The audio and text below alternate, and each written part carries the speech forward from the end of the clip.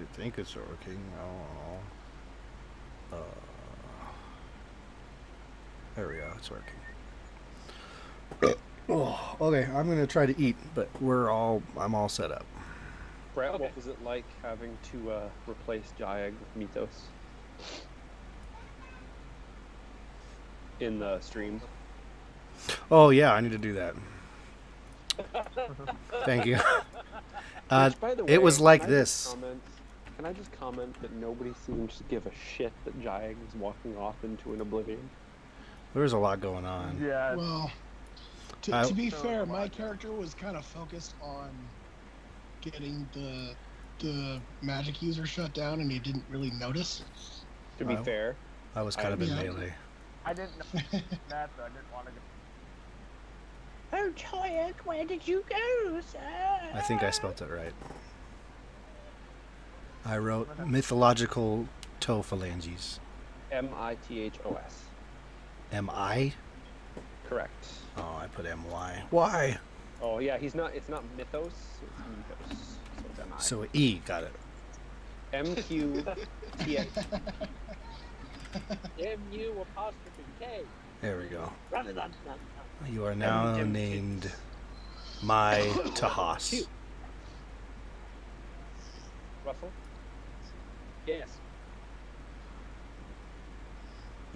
Can you hear me? Sort of. Yes. Can you hear me? So I just want to say that the only two notifications I get from Twitch are when Critical Role is live and when Elmer Fudd Games is live. Yay! Those are actually the only channels I'm subscribed to. Aww. That's what you get when you cross an albatross with a turtle. I heard a voice. I don't know if you guys can hear me or not. Barely, dude. Barely? Is this better? Yes. Yes. Hello?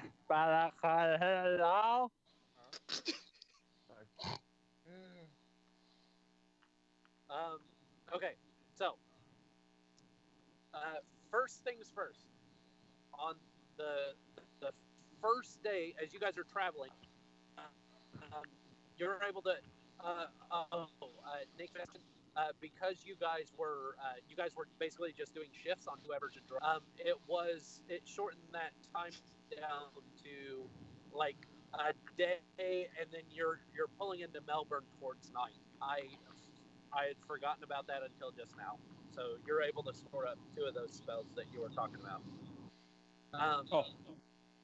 Thank you, Russell. Yes.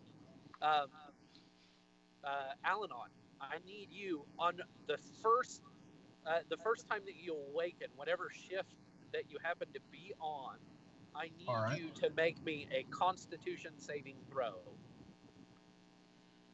Oh wow, that was actually a pretty good roll. That is a 21. 21. Yes, so, sir. As you come to wakefulness, you realize that you're still carrying your wounds from the previous battle, but you feel as if you're vitalized enough to be able to move around, except for this where you got clawed by one of the ghouls. It has this faint... Forge, though, so I mean, I'm in these all play with you, but I can't talk to it. What? What? Oh shit, is my mic on? Ignore what I said. Yeah, your mic's on, bud. So you feel this faint heat coming, and you kind of feel like this sick, like when you first wake up and you have a sinus infection. Yeah. And you feel kind of groggy, and then you have to like spit up everything that you've swallowed overnight. You're kind of, you feel real bad for a minute, but you kind of come out of it. That's how you feel. All right. You feel as if you might be running a low-grade fever, but nothing too terrible is occurring at the moment. All right. But other than that, your journey into Melbourne is uneventful. you guys come into Melbourne. The town is. What is this car doing? Sorry. The town is deserted. And you guys basically you have a place to set up shop, build a permanent camp if you so desire. The town is yours and the time is yours. What are you guys doing? What the hell happened here? I say as I yawned deeply. This is that whole tower thing. Everything died. How far out does this go? I think we ran away, traveled like a week away. Oh. I believe it was Mayor Porta, or no. It was Hell's Gate. Russell, do I know how way that is roughly, or am I just kind of? I mean, roll me a history check with advantage to kind of get an idea and try and remember some of the things that you read at your academy. That's an 18 total. 18. So they're referring to Hell's Gate, which you know happens to be a small town on the coast of the province of Mayor Porta. So we're like fucked, unless we spend like weeks in this fucking wagon. And I kick the side of the wagon. Yeah, basically. But at least the tower's gone, right? That's something. I need a fucking bath. Well, I don't know. Surely you smell me. This is ridiculous. We all smell pretty awful. Actually, with Bahesht'ur here, I've gotten quite nose blind. I don't blame you. Is there where we're now? Where is this? This is Melbourne, I said. Melbourne. Yeah. What have we got? Is there an inn? Is there like an? There was. Well, I mean, everything's empty. Yeah, there's blacksmiths. There's everything you can think of is in this town. It's a pretty big town. There's just no people. Let's take it over. All right, I'm down. Maybe there's still some ale lying around. Yeah, like ale. Oh my god, ale. Do I? Because that's the first place I went to last time. Do I remember exactly how to get there, Russ? Yeah, and it's rather obviously in the middle of town. You know, it's a couple stories high, which for most of the buildings in this area, they're lower buildings, 1 story. They're made of wood, and do remember there is that kind of smaller river that runs along the side of the town as well. There's a ferry that goes from one side to the other. But yes, there is an inn, and you remember where it is quite easily. In fact, you can see it over the town as you guys are coming into it, kind of hitting the outside smaller hovels and houses. Yeah, so, right over here. I'll take over driving. So what are you guys planning on doing? I need clothing. I need something that doesn't smell like that awful place. Well, I don't think anyone locked their doors, so, I mean, feel free door to door if you need to. They couldn't take everything. I'm sure you can find stuff. You guys mind if I jump out? Meet you at the inn? Where is it? It's that giant building over there in the middle. Yeah, right. Oh, okay, got it. Anyone want to come with? I'm looting. Totally looting. I'll come with you because I need to get some new blades anyways. These are getting pretty dull. Fantastic. I need to loot some booze. I make sure the book is hooked on my belt and I jump out the back of the wagon. Shiro jumps off the back of the wagon with like finger guns as he's like turning around. I'll join and help. Alright, so that leaves me, Xullyd, Sherzim, and Allanon going to get booze? Yep. Perfect. So, Russell, I want to take stock of where we jumped out, and I want to jump in the building that looks the least ransacked. Most of the buildings in this most of the buildings in this place aren't ransacked. It appears that they were boarded up and left in haste, and nobody's really been through here since. You do see... roll me a perception check. All right. Perception is a synthetic 20. Nice. Ooh, okay. As you're riding through, it looks like maybe a couple of the boards have been like somebody's tried to pry them out. But it doesn't look like they got very far. And you also notice there are like some claw marks. Also, some of the woods on the side of the houses. It looks like they've been chewed at. You guys seen those teeth marks? I thought it was crazy, but yeah, I do too. If they were hungry, why didn't they just say so? Get it? Don't know. No, not fun. Okay, all right. Well, let's try this one. And Russ, I want to head towards the front door of the building that looks the ritziest. The one that's boarded up. Is that the one we're going away from? They're all boarded. It looks like some to varying degrees of success, but you do see as you're kind of walking through, you kind of see this other, like where most of the roofs are kind of flat, peat or thatch roofs. You do see one that's kind of made of slate and peaks up above. It still appears to be one story, but it appears to be made of some better materials. Is that one boarded too? As you guys kind of make your way towards it, it is boarded up. Appears to have some chains, whereas the other ones have wood slats over the windows and doors. This one looks to have some chains and locks placed on it. This one looks like it could be the jackpot. You guys want to try this one? Yeah. Alright, can I attempt to lockpick the lock? Oh, step aside! This is why it's nice to have powers. And I'm going to open the book and Eldritch Blast the door. Alright. Okay. Roll me an attack against the door. First time I've attacked Critical fail. an inanimate object. That is an 18. I'm using this fancy app on my watch that lets me roll. Oh, nice. Oh, it's so nice. Nice. Roll damage.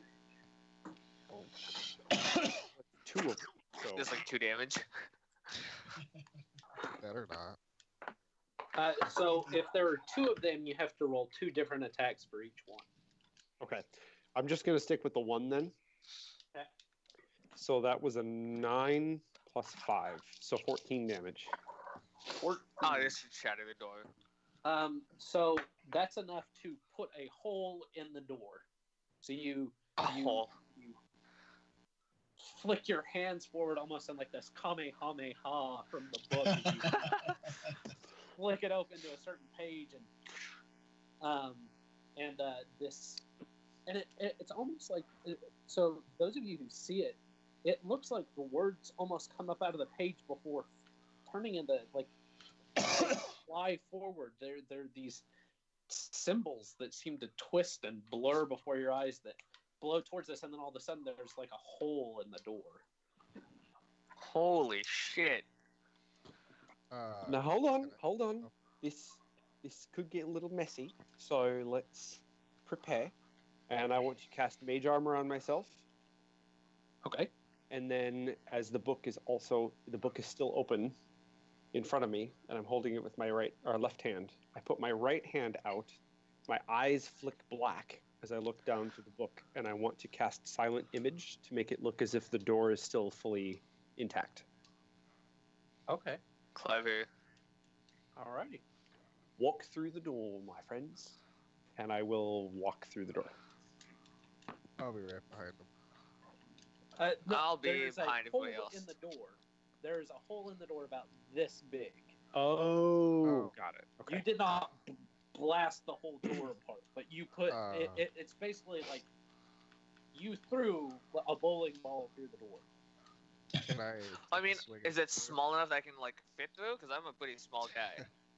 It's not quite small enough for you to fit through, but it looks like you could get your whole arm in there. Lucien, do you want to Yeah. have at it? Yeah. I'll swing at the door with my axe. Oh, okay. Roll me an attack. 19. 19. Okay, roll damage. 21. But 102 in sorry. this machine gun. It's 16, insane. 22. 22. Yeah, so 22, is that what you said? Yeah. 22 damage? Yeah.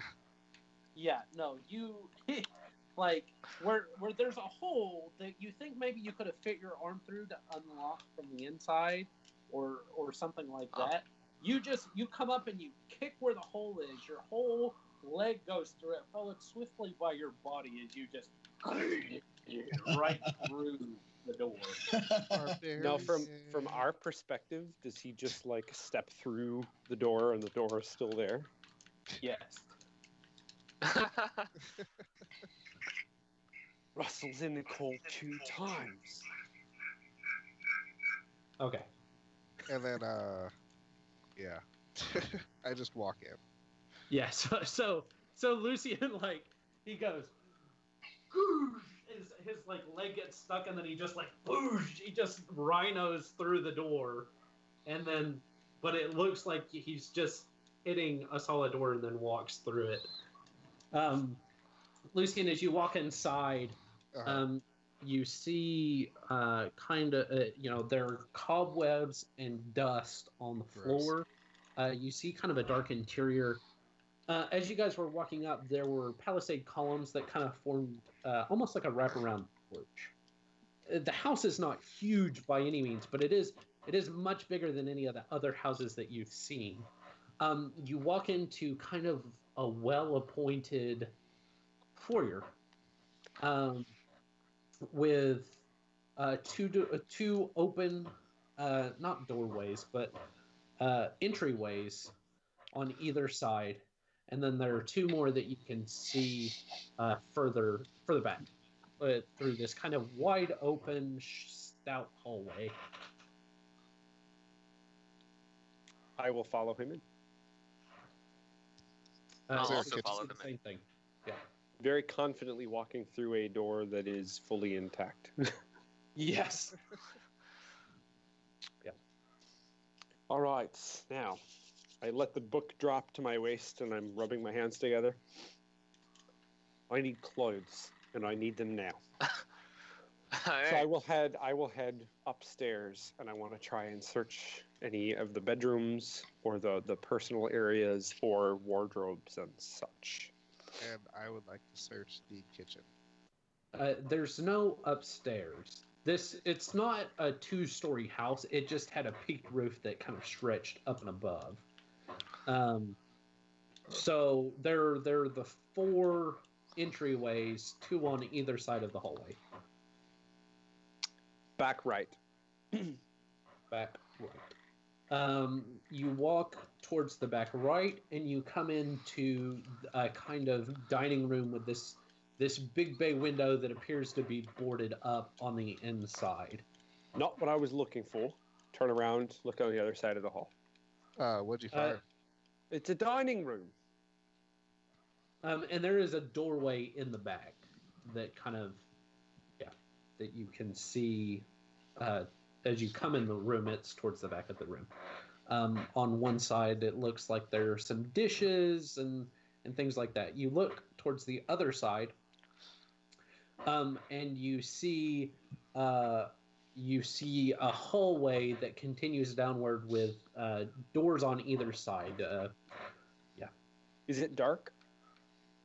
It's dark in the interior because it looks like most of the windows have been boarded up from the inside. So, Voss, does that really matter? Because I think I have dark vision, so I should be able to see perfectly fine. You should be able to see fine. I believe Mithos can see fine as well. Lucien. I don't save remember. Verna and illuminate my axe. So Lucien's axe illuminates with this glacial light that spreads around him, acting somewhat like a torch. Russell, I want to head down the hallway.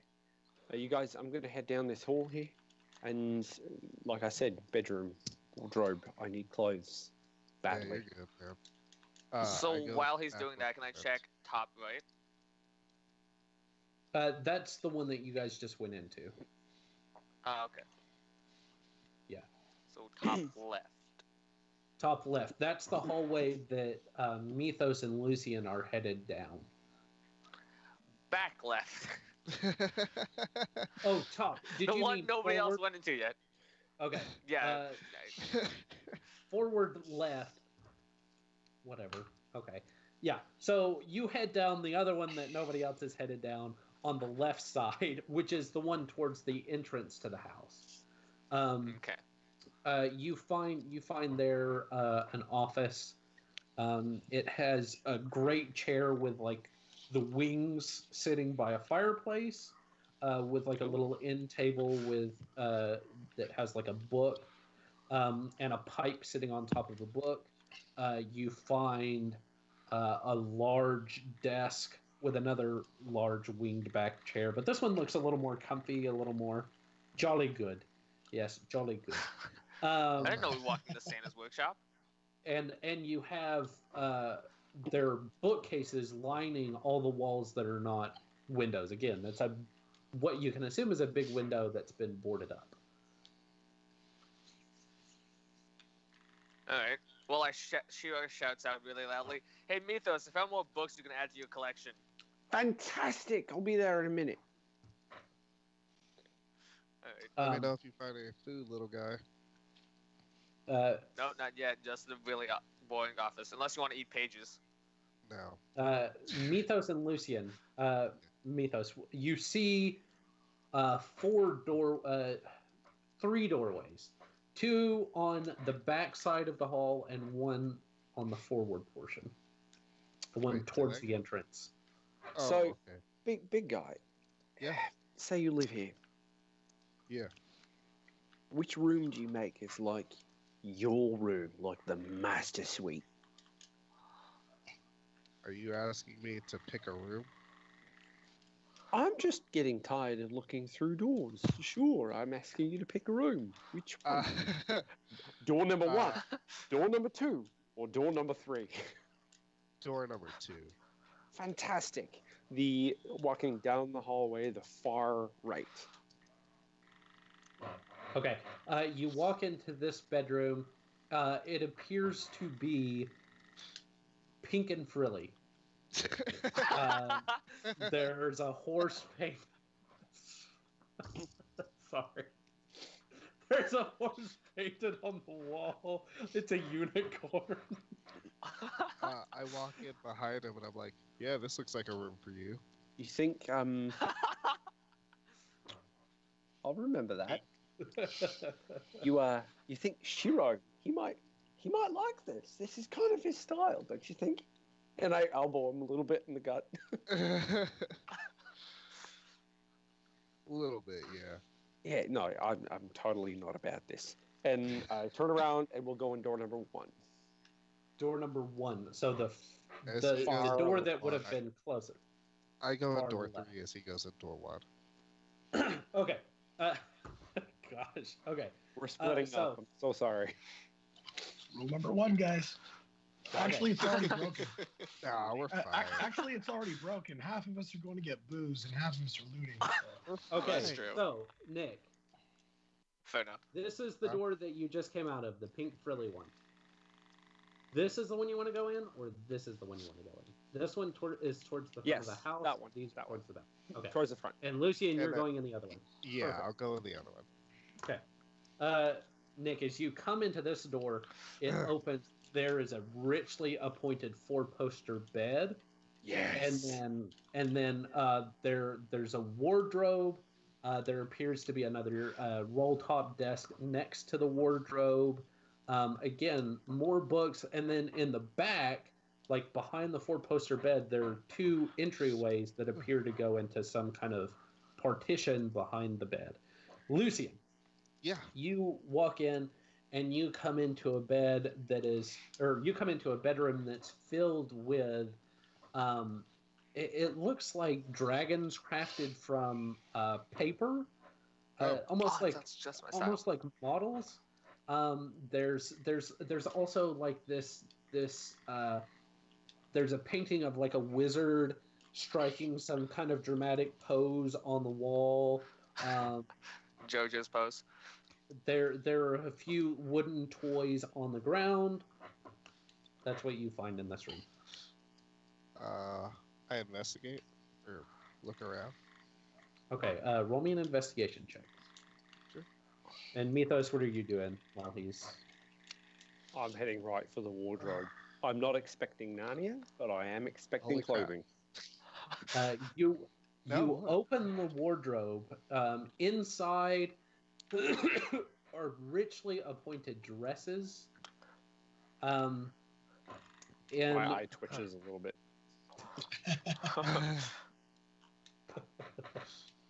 In this particular wardrobe, it is richly appointed dresses. There's also a series of smaller drawers near the bottom, and then there are some shelves with some shoes on them. There is another wardrobe in this room that just happened to be the one that you... Lucien, what did you get on your... I got a natural 20. Sorry, this is way too much fun. Wait, No. what did you find? You got a 21. As you kind of...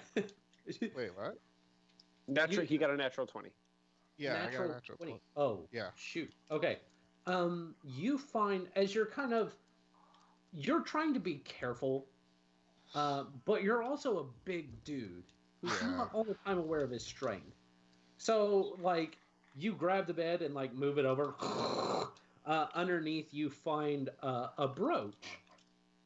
Okay. It has some kind of jewel in the middle with a gold dragon motif around the outside, kind of clutching this gem. Oh, cool. That sounds like it'd be worth some money. I put it in my bag of holding. Okay. Actually, no. I think I go over to where Mithos is, and I, like, put this bag near your face. I'm like, do you know what this is? No, but what are you talking about? These are dresses. They're fucking dresses. Oh, no luck on the clothes? No! Does it look like I would wear this? And I grab the closest dress and put it up. I'm like, actually, I like the color. Maybe. But no. It's a lovely salmon color with like the off the shoulder has the petticoats underneath to make it poof out a little bit. I'm a sucker for an ass bow. You know, the big bow that's wide above. No, fuck this. Firebolt the dress. Okay. Right, you but firebolt do you and know it begins to catch fire. And I throw it into the wardrobe and just... So Anyway, you don't know what this is. What is this? And I show you the brooch with the little jewel and the dragon.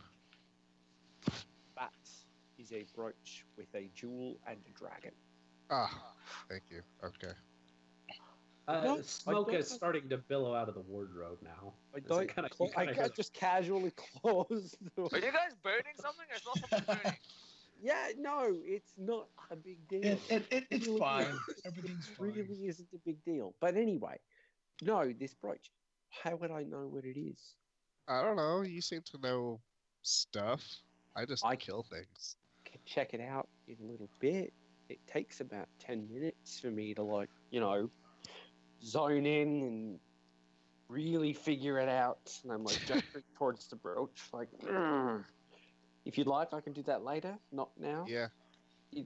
Well, since you're gonna burn this house down, I'm yeah, we should do it. pointing at the smoke coming out of the wardrobe. Yeah, let's go. And now there are flames kind of starting to come out the wardrobe a little bit. It's starting to smell really bad. Are you guys like smoking something, or is it All just right, like? I back away. Yes, Yeah. please. And I open the next wardrobe. The next wardrobe has thick. So this is a men's wardrobe this time. You find a set of fine leather boots. You find very richly appointed, well-made clothes, but they appear to be for a bigger, stouter man than Mithos currently is. Oh, hey, I could probably wear those. Thanks. You know what? This is a great starting point. Fantastic starting point. Let's hurry up. Yeah, no, the And I'm flames like are shoving now clothing and crawling boots up the wardrobe and starting to catch the wall on fire.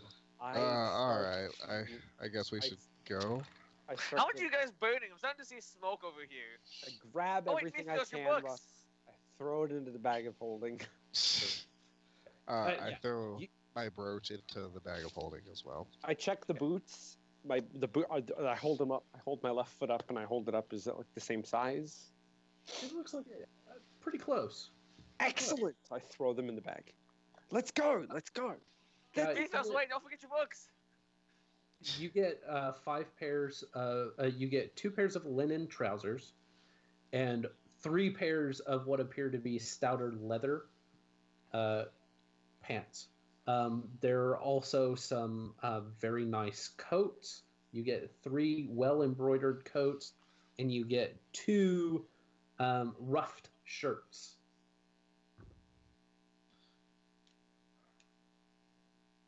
So we're still in the house, or we bailed at this point. Books. Hold on a second. And I push past Lucien, and I'm heading towards the bookshelf that Shiro had mentioned. Yeah, the wall. I mean, it's like catching.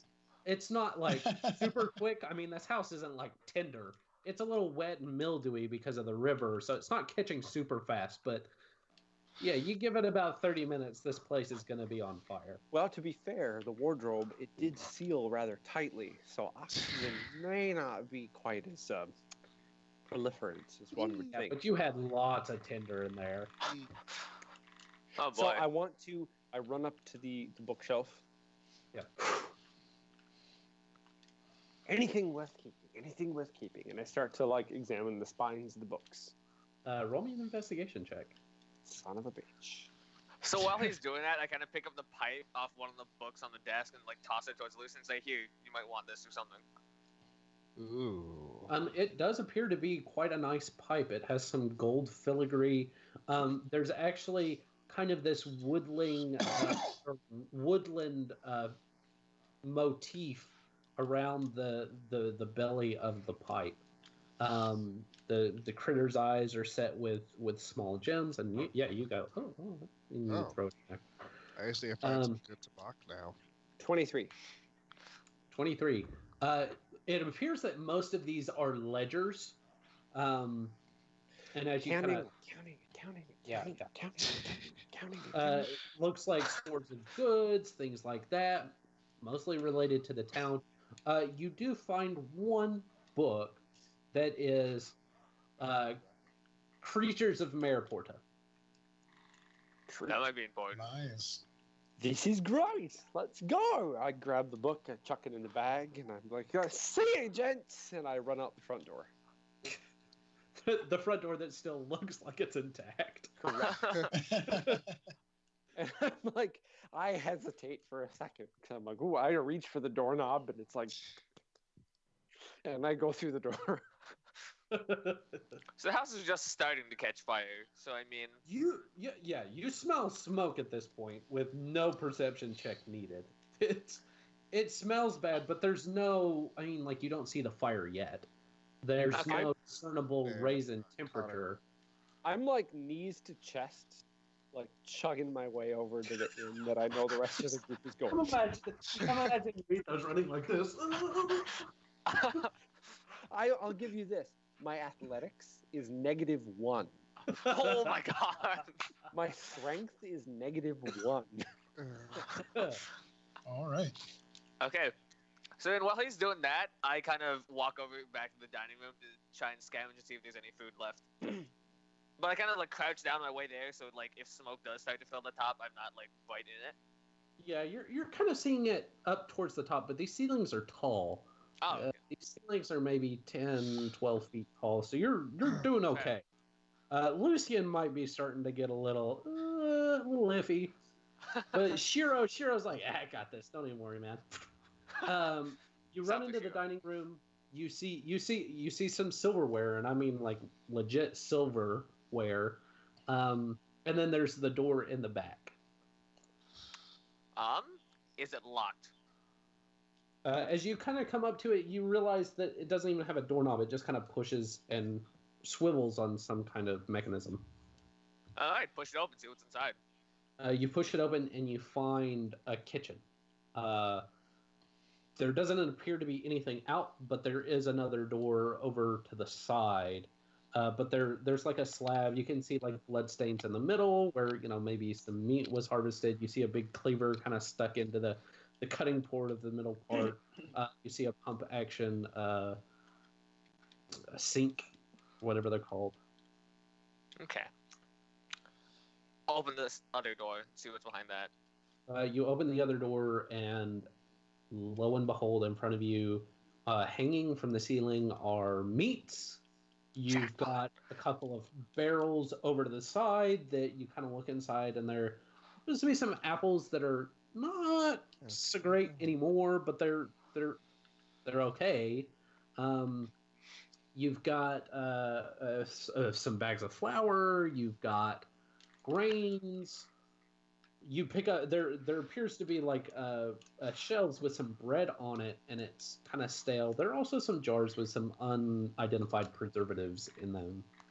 If I Jackpot. Jackpot, Lucien. Help me carry some of this stuff back to the wagon. Oh, wait, it's gone. Help me carry some of this stuff. Oh gosh, you did do good. Yeah, Lucien, you walk in, and it's like you just went to heaven. There's big wheels of cheese. Oh man, it looks like this is the good stuff. So do we have anything we can put any of this in? I don't know. How big is your bag of holding? Pretty big. Why don't we use that? I have 200 pounds in there. It can hold 500 pounds. All this stuff can't be 500 pounds. Let's just shove everything in. Or at least try to. Sure. Alright. How long are you guys spending? I mean... I have pretty big arms. I'm just gonna take, like, the biggest hunks of meat and throw them in. I'm gonna go around and pick up, like, all the small things and put it in there. Let's say about, like, 15, 20 minutes in here. And then, like, book it. Yeah. You guys get a large portion of it. Oh yeah. What should I do for putting it or marking that in my inventory? Just write foodstuffs. Foodstuff times like. Put about 30 days worth of rations. Nice. Holy crap! Okay. Is that for like one person or the entire group? With the amount of food that's in here, it would be 7 years of like rations. So it would be about 30 days with it, because some of it would go bad and things like that. No, like 30 days for one person. For one person, okay. Yeah, so 30 days for one person. In the description, something like cheese, bread, hunks of meat. Yeah, just put fine rations. I mean, that'll cover rations. cheese. Yeah. This is a good morale booster. Opulent rations. However you want to indicate to yourself that this is like legit stuff. Sausages, things like that. This is tasty stuff, not just, tack and hard bread. How much weight? At this point, I mean, if you're spending 15, 20 minutes, you're filling up. You have filled your bag of holding with food. Okay. So, like, 200 something pounds. Okay. Right. And as you guys are starting to finish, that smoke is down. I mean, you're having to hunker down, Lucien, to keep out of it, and you're feeling heat coming from the direction you guys came from. Okay. I'm guessing we're on the outside of the house, so if worst comes to worst, Lucien, do you think you can smash through one of the walls and just help us get out of here? You think I could what? Smash through one of the walls if worst comes to worst? Oh, yeah, that's fine. Boy, I did put a walls gold for embroidered breakfast. pipe as well. Well, what did you say, Lucien? I did put the gold embroidered pipe in my inventory as well. Cool. Yeah, you can customize items, so you can just put whatever in there, and then I can tell you what they are later. That's a good way as a placeholder as well. Yeah, I also did the brooch, but I just left it in as brooch. Yeah. Okay. You've got a bag of holding too. Yes. You're not there, Mithos. You already booked it. No, I know that. But I'm not dropping the voice for the entire session. Okay. Trying. So as you guys come out of the pantry, your bag of holding full of fine rations. Yeah. You see light in front of you coming from the doorway leading into the dining room. Shit. Yeah, I smashed the wall. Okay. I just take my axe and smash the wall. How nonchalant. Roll me an athletics. Oh, well, in athletics. Yeah. Where's my athletics? Oh, 8. So 26. Option. Oh, yes. So, Shiro, you watch Lucien. He takes like a couple of steps back, and then he just wham! Shoulder checks the door, and it just collapses like tissue paper. This wooden, heavy wall that's got like plaster over the wood. He just boom right through it, leaves a nice. It's like Kool-Aid Man. God, I'm glad you're on my side. Well, Right now. Alright. So anyways, we book it back towards the group. yeah. So, Bahesht'ur, Yes. Allanon, and Xullyd. Oh. It's Sherzim. You You kind of hear right. the faint snores of Sherzim in the back. That's some Looney Tunes stuff. Oh, how cute. You guys come to the inn. It is boarded up, like it was the last time you guys were here. I can't believe they all had time to board up before they ran away. It's just this weird priorities here. I'll go ahead, bud. I was going to say, should we try and open the door? Well, it's bored. I mean, who knows? Go ahead. Let's give it a try. Well, yeah, who knows? Alright, yeah. We'll try After it. what we went through, I'll try anything, man. Okay. Pull up my crowbar. So you go up to the door and you try the knob, and you realize that whoever boarded this door up didn't do a great job. Like, they put the nails on the door instead of the door frame, so the door just, like, as you try the doorknob, the door just opens. Alright, it's one of those, as soon as the door opens, I just kind of like do one of the slow turns over to Bahesht'ur, like... You just see Allanon just shrug and go through. This is why we need to listen to you. All right, so as we enter, I look around. What do I see? You see, I mean, you guys have been in this inn before when it was run by the two grandsons and the elderly gentleman. There's a bar on one side. There are 4 or 5 tables. You know that back through the doorway behind the bar leads into like a kitchen preparation area, and then you have the stairway that leads up directly. It's directly after the bar. There's a stairway that leads up into some rooms. Can I jump the bar and see if there's any leftover booze? Oh yeah, no, you jump the bar. you look behind and you see flasks and bottles. Whew.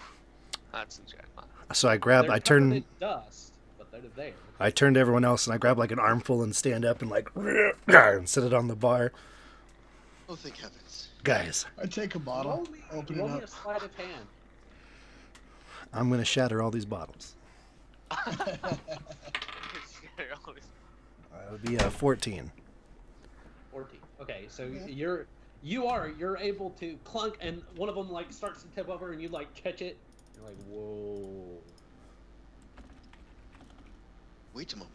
If those are there, and then without saying anything else, Xullyd's gonna run into the kitchen to see if there are any more of those bottles of wine from where he got those 2 bottles originally. Oh yeah. You walk into the kitchen, and you see that kind of open doorway that leads to a pantry. This one is full of some kind of storage of food. It looks like some of it was grabbed in a hurry, shoved into a sack, but most of it couldn't be carried, so they kind of left it here. And yeah, you see several casks of fine ales, of beer, and you find on a top shelf a row of fine wines with a wax over the top of them. Nice. Beautiful. So I'm gonna walk back out to Bahesht'ur and be like, we have food. More importantly, there's good wine. Oh yes. I'm gonna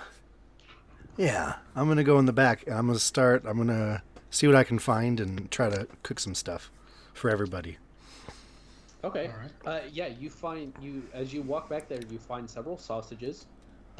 You find bread and shortening and things, all the things that you would need to make bread, fresh bread. You find, it's an inn. It's meant to be able to feed lots of people all at once, and they have food storage because it's an inn in the middle of nowhere.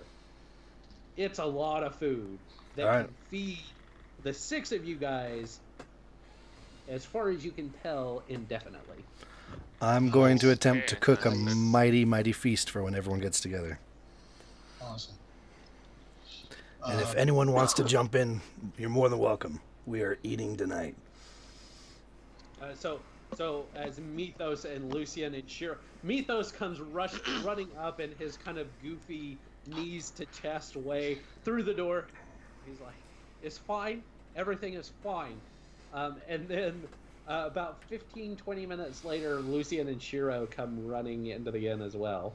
And you kind of see, like, if you're looking through the doorway, you kind of see a smoke curl coming up from the other side of town. Yeah. So in like 15-20 minutes before they all get there, like how much would I been able to make? Like could we set up like bread or anything already for when they run in? Bread, you can have it set up to where it's rising because it'll need time to rise. You can probably have some flatbread kind of stuff spread out because that won't need a lot of time. You can probably have some stuff over the fire that's been cooked and prepared, some sausages. Okay, I'll have some like flatbread, some sausages, some eggs, all cooked up and like sitting across the bar as everyone runs in, and all the casks of booze are laying everywhere, and I'm just in the back whistling away. Nice find. Go ahead and eat, everyone. All right, I take in. Yeah, me too. Russell, Yes. real quick. I'm sorry. I had to run. Kevin stepped in some. Because there are 3 dogs here in the backyard. It's expensive. But anyway. It's a little poop. Did I find my way to the inn successfully? Yes. I It's did, not okay. hard to find, so you're able to get there pretty easily. Okay. And there's food and booze laying spread out everywhere for everyone. Did I make it there before the food and booze was spread out? Probably about you make it halfway. there right, yeah. Right as they're cooking in the back, kind of thing.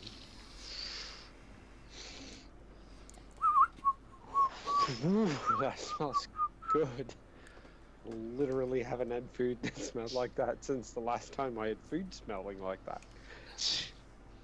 Roll me a Constitution saving throw. Unexpected. You take 2 points of damage from your stomach. 13. 13.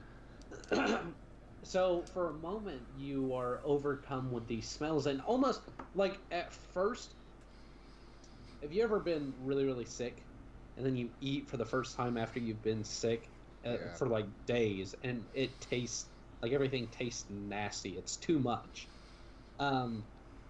That's kind of what it smells like at first, as you're like, oh,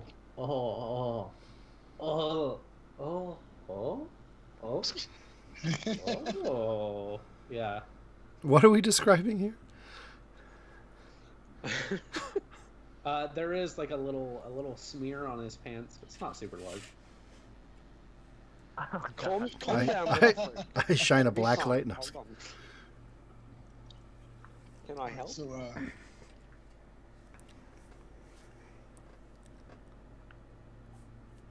What's up? sorry. Yeah, jump on in. Go ahead, Alan. I'm sorry, bud. I just started Sorry, carrying stuff out to like the table area.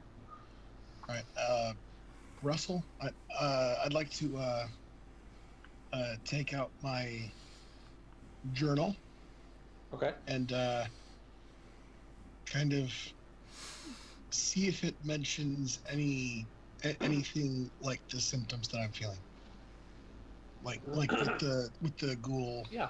wound and stuff. Roll me an investigation check as you're Alright. trying to look through this.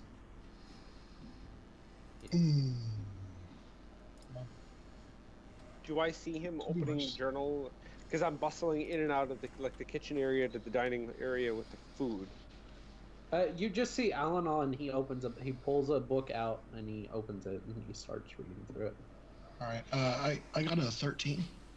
13. You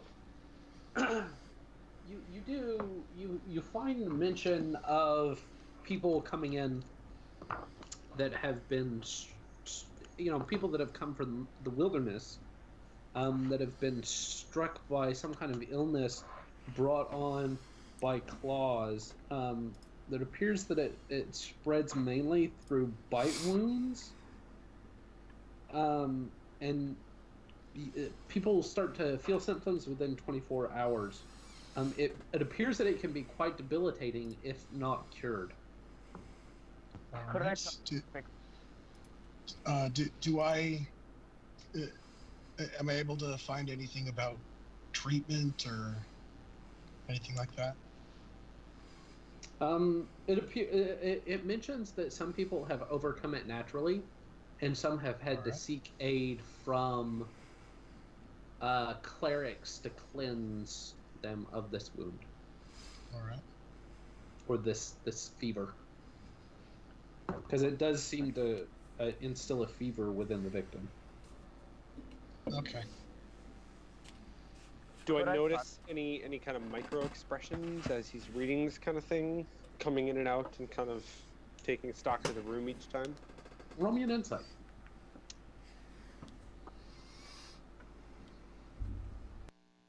I need another monitor. I can't wait till I get my new computer. Not that it would help me here anyway, but...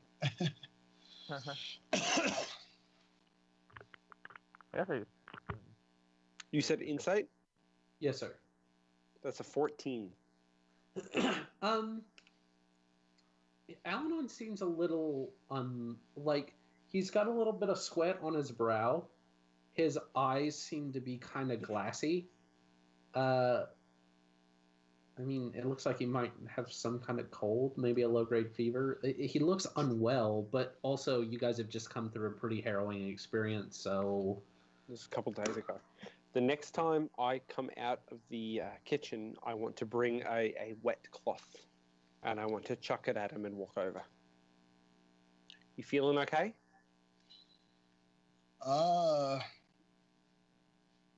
Actually, not really. I feel a little sick, and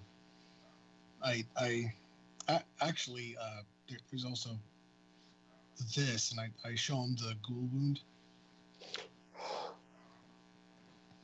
It's at this point, it's looking pretty nasty. Like you see I mean, you guys are still suffering from some wounds. I mean, just because you guys are things at haven't been maximum healed, though.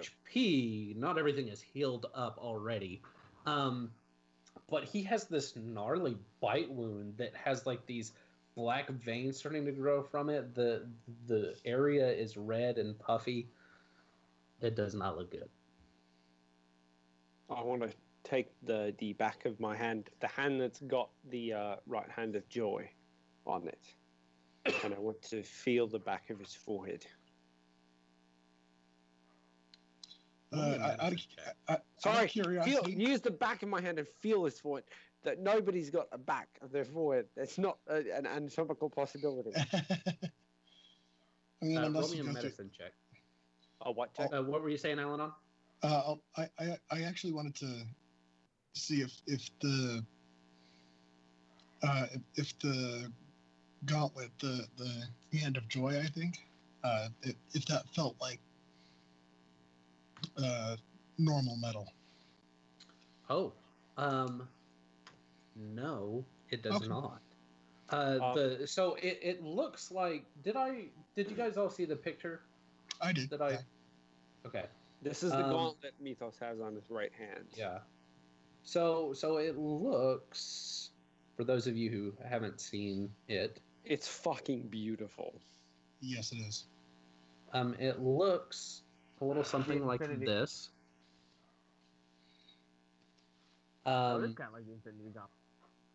And so you can imagine from all those whirls, I mean, there's a lot of sharp edges on this.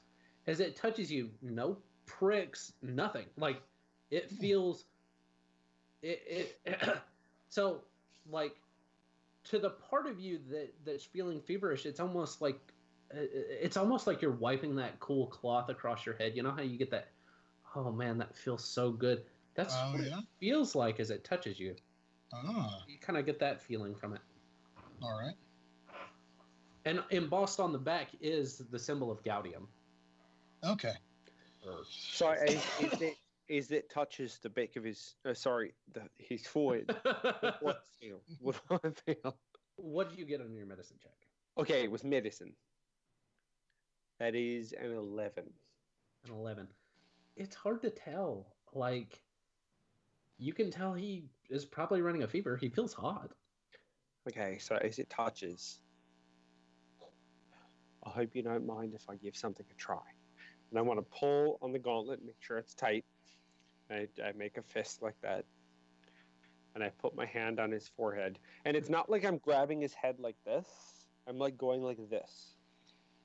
And I want to use 2 charges and cast Lesser Restoration out of the right hand of joy. Nice. Okay. So, you feel as if...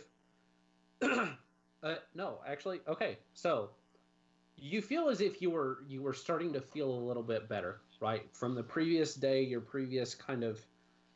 you kind of rallied yourself. And even though this fever is kind of burning in the background, you're able to go about things normally. As this is cast, you feel this wonderful... It's like... Because you kind of close your eyes as he's putting his hand on your forehead. And you almost... and you feel that fever immediately disappear. You feel cool. Huh. You feel the breeze across your skin. You feel better than you have felt in a long time. For flavor, as it happens, because Mithos' eyes have flicked black whenever he uses any of his Abilities. interesting abilities, his pupil, just his pupil, flashes a golden white for a second as you're feeling this.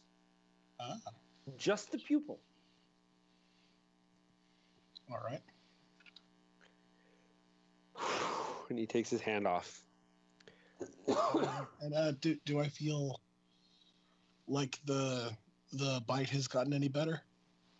So as you kind of pull aside to look at the bite, it's gone. Nothing Nice. there. You, my friend, breathe the free air. Then I'll walk back to the kitchen to bring stuff out. You chose wisely. Yeah, because that thing is nasty. Yeah, I figured it was. You could have turned into a ghoul, which would have been awesome. No, we already have a vampire. No, we've got a vampire, 2 warlocks, a beard, no turtle, no cleric. Hey, Sherzim drains the bodies. I eat them. It's the circle of life. Mithos, And that's how this campaign turned evil. Also, while all that was going on, I made myself a dice box out of a Wi-Fi adapter box. Nice. Thank you. this is my dice. So Xullyd's gonna go ahead and, after eating a bit of food, he's gonna get up and he's gonna go find Bahesht'ur. And he's gonna say, Bahesht'ur, do you have a moment? Yeah. Do you need to go somewhere else, or can I keep cooking at the same time? No, you can stay here. I'll be going out somewhere in just a moment, but I was wondering if at some point, either today or tomorrow, you could help me with my swordsmanship. Oh yeah, absolutely. Things got a little hairy in the tower. I'm good at stabbing things in the back and shooting things with the bow, but when swords come up front, not that great. Not as much. I got you. Yeah, of course, man. We got the whole town. We can do some really cool montage sequences. Fantastic. Well, I'll find you either tonight or tomorrow if it's better. All right. Then I'm gonna go ahead and leave the inn, Russ. Okay. I'm going to look around town for either a apothecary or an alchemist lab or something like that sense. Or a Because smudge. I want to try and build myself a poisoner's kit. Do I see him All leave? right. Okay. Are you sneaking out? Absolutely not. Okay. Yeah. You see him. You see him leave. I want to try to reach out mentally to ask where are you going, and then as soon as I feel that pushback, I walk out the front door and I want to follow. Are you following stealthily, or are you just following? I'm gonna follow stealthily. Roll me a stealth. And yeah, as you reach out, you can feel it's like looking at a field of darkness with all these bright lights within it, right? And one really there are bright only light a over. few around, but you can see it's almost like it's a candle hidden behind, like a shuttered lantern. Like you can kind of see the faintness of the light within, but you can't get at it or see it or touch So it. I got a synthetic 20. It's a 7. Oh, Nice. fucking Apple Watch, you bitch. It's a synthetic 20 for the stealth check. And as I'm walking out the door, I want to reach out to Sherzim and Bahesht'ur and let them know I'll be right back. And I can't talk back, okay. right? Mentally. Yeah, but mentally I can't communicate back, right? There's gonna be words when he gets back. That's for damn sure. So Bahesht'ur, as you're cooking, you hear Mithos' voice in your head saying, "I'll be right back." Back. Fuck! I told him never to do that again. Sherzim kind of Mithos, as you're connected to Sherzim, you get the faint impression of him running through the woods, something wet and warm across his mouth. It's kind of weird. You're like, oh, okay. Tiptoe I like through the tulips by the window. And I follow stealthily. As the voice hit me, I was like flipping something in the air with the pan, and I'm like, Gah! And like slam it down, and the pan snaps in half. Gah! Xullyd, roll me. Okay, first.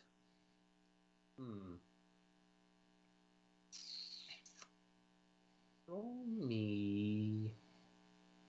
Your choice. Perception or investigation? Okay. Perception. That is an 18. 18. So you're using your senses. You're kind of, because apothecaries or alchemists, they have a distinct smell of chemicals to their kind of businesses. As you walk through, you kind of come across it. You know, a lot of these houses are hovels, really. I mean, they're not super rich people. Most of these guys are farmers. A couple of them are appointed members of the society within this village. But you kind of come across, it's not large by any means, but it's quite well taken care of, but it appears to be quite old. And it has a pane glass window up front, and this painted red door. And you smell that kind of chemically smell. Mm-hmm. Okay, I'll go ahead and try and open the door. Okay. The door, it's a black iron handle, and as you jiggle it, it appears to be locked. All right, we're picking it. All right. Pretty. That's a natural 1. Yeah, you break your thieves' tools in it, and it appears that to try to, it's stuck. It's like somebody broke a key off in the lock. Great. The window. And I'm going to go ahead and start to look for rocks. Actually, you know what? No. I'm going to pull out my crowbar, and I'm going to try and smash out a front window if I can. As you come up to the window, you realize across the top it says, Dr. Haversham's Wonder Emporium. And you break out one of the panes of this window. There are several. It's maybe about the size of your hand you could probably get through. Okay. Yeah, I'm going to go ahead and try and... Is it where I can try and reach through and try and unlock the door, or...? You think you might be able to reach the door. Right. If roll me acrobatics. Okay. As you're trying to contort yourself without cutting yourself on the window and kind of... Holy shit. So that is... Oh, that's not bad. That's a synthetic 20. Oh, yeah. No, you reach in and and then you realize that not only is there the lock on the door, but there's like one of those chain bolts, and you like Right. try the doorknob in it. There we are. So I'm going to go ahead and open the door and go in and see if I can put together one of those kits. You walk in. There's a small kind of counter. Behind it is a stairway that appears to go up into maybe some kind of attic space. There are plants everywhere. There, behind the kind of counter, you see a doorway. In this front part, it just appears to be all sorts of plants. You're muted. Oh, I'm sorry. I'll go ahead and keep pushing through that door. I'll keep looking around. Okay. You go through the doorway. In the back, you see beakers, you see glass vials, you see everything that you would possibly need to be able to concoct what you assume is probably, in his circumstance, medicines. But also, being an assassin, you know that most medicines in the right quantities can be very deadly and poisonous. Probably, there's like a little Bunsen burner that actually... You've seen these before. You actually twist it, and the rock on the top heats up. So it's a flameless Bunsen burner. You think that you have everything that you would need to basically create any kind of poisons that you want here. You might be able to take some things with you and create like a put together poisoner's kit, but you would have to have some way to carry it around and stuff like that. But you Okay. could. You have the materials there to create one. You just don't have like the carrying sack or anything like that. Okay. Yeah, I'll go ahead and start to put some of that stuff together, and I'll leave it at the building right now. But I want to at least start to gather things together so I can Oh yeah. work on some fun things. As you're looking around, you're like, this is awesome. Like, he's got everything. He's got meticulously labeled vials. You could create all sorts of things in here. Fantastic. He's just muttering to himself about all the things that he can do and all the wonderful things. So I'm going to make a note of that, and I'm going to start to go back to the inn. All right, Mithos, roll me a perception check as you're kind of outside the house, like watching Xullyd like break in, and then he's like, ah. 19. 19. Yeah, you hear the excited mumblings of Xullyd as he's like, oh, and then this would make them go blind. Oh, this one can stop the heart. He's like, ooh.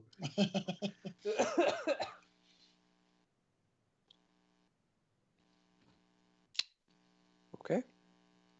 And I want to try and follow him back to the inn, but as he's heading back to the inn, I want to wait for that moment where he's at the right spot, where he's not turning a corner. So it's not like, because as you turn a corner, you're like, ha! Whether you think you are or not, you're always like, ha! When you turn a corner. I want to wait till he's in a good spot, and using Silent Image, I want to cast, and I want to create in like text in the air, thin air, that says, turn around. So Xullyd, as you're walking, just all of a sudden in glittery letters, turn around, appears in front of you. So the second he sees that, not knowing that he's being followed, it's kind of a turn and sword pulled at the same time as he like kind of crouches down, like getting ready for almost like an ambush, because we haven't explored the town yet. And I'm leaning up towards the building with my arms crossed. Eyes are black, and I blink and they're normal. So I walk over and I'm slowly sheathing my sword again. Xullyd just kind of shakes his head and he goes, that's a very good way to get yourself stabbed. If I wasn't prepared for it, maybe. There are ways of going around you being prepared for it or not. There are ways. I'm a very patient man. There are ways going around you being prepared for it without thinking I'm prepared for it, while actually being prepared for it. Yes, how could I help you? Why are you making poison? Are you trying to kill these people? This guy sounds a lot like Jiag. Let's hope not. It's always good to have some poison. You never know when it's going to become useful. It sounds like a bumper sticker. like a phrase you put on the back of your wagon so people can read it. Well, when you are somebody who is in my line of work, poison's always necessary.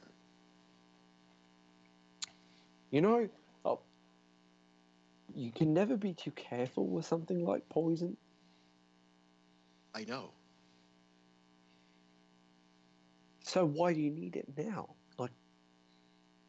We just got here. We don't even have the means to make food outside of what the bearded guy, what's his name? Bahesht'ur? Yes, I fucked with his head the first time I met him. Yeah, I don't think he's ever forgiven me. We'll see what happens the next time. I'm feeling fine so far, even though I've eaten a lot of the food that he made, and I'm hoping he didn't take a page out of your book and poison me. But why?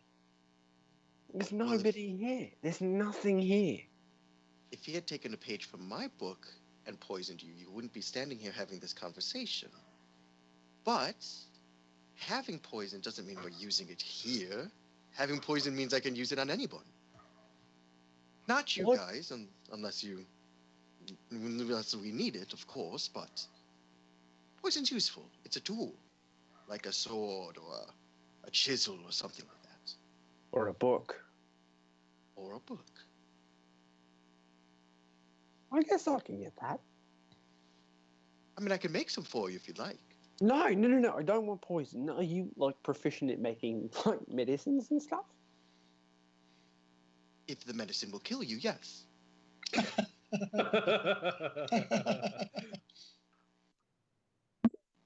No, I don't. I would prefer not to die. Today, Then no. anyway. Then no. You don't Very have good at any... making things that will kill stuff, but not save it. What about, like, sleep? I don't know. Could in terms of poison, could I make? Yes. Okay. In fact, You- you in particular are very familiar with a very particular poison that your dad's people are famous for that puts people to sleep for a certain amount of time. Oh. Do you How not long? literally? I haven't slept. Take this for whatever it is. I haven't slept since the last time I slept. The last time I slept was before I went into the void. Okay. Do I have to explain that again? Because it was like 37,000 things all at once. I don't know when the last time I slept was. Like, actually slept. I'm afraid to do it again. So, Xullyd's gonna kind of like lean in a little bit and has that shitty smile on his face, and he's like, "Are you asking me to poison you?"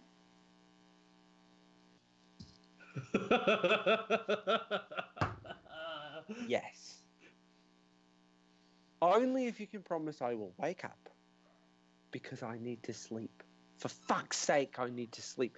Without the goddamn book doing anything to me. Without it doing this. And I like pull open my shirt and he can see the chain that is attached to the book goes into my chest. Right about here. Without it doing this.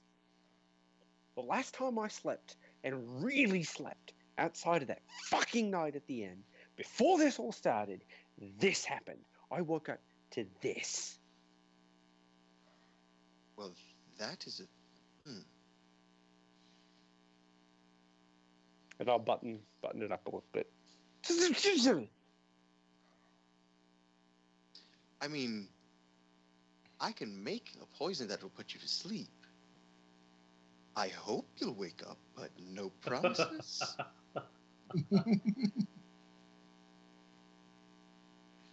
That's on you.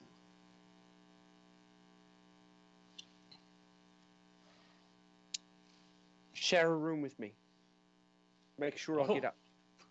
Okay. Make sure I wake up. No, stick with make sure I get up. Yeah, baby. Sure. You made it. Okay. You made the poison. You can make an antidote. No, I can't. Why not? I make poisons. Then learn how to make an antidote.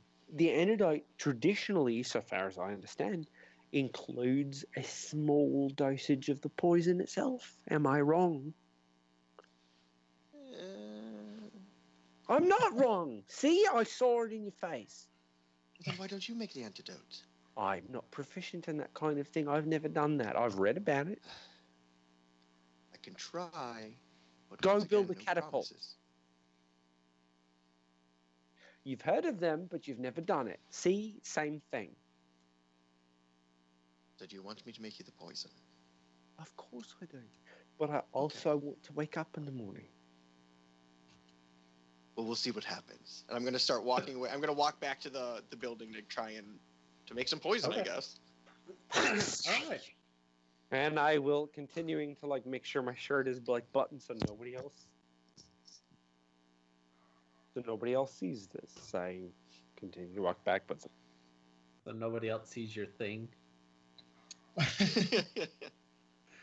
Xullyd, roll me. First of all, roll me an investigation, and then roll me your poisoner's kit usage.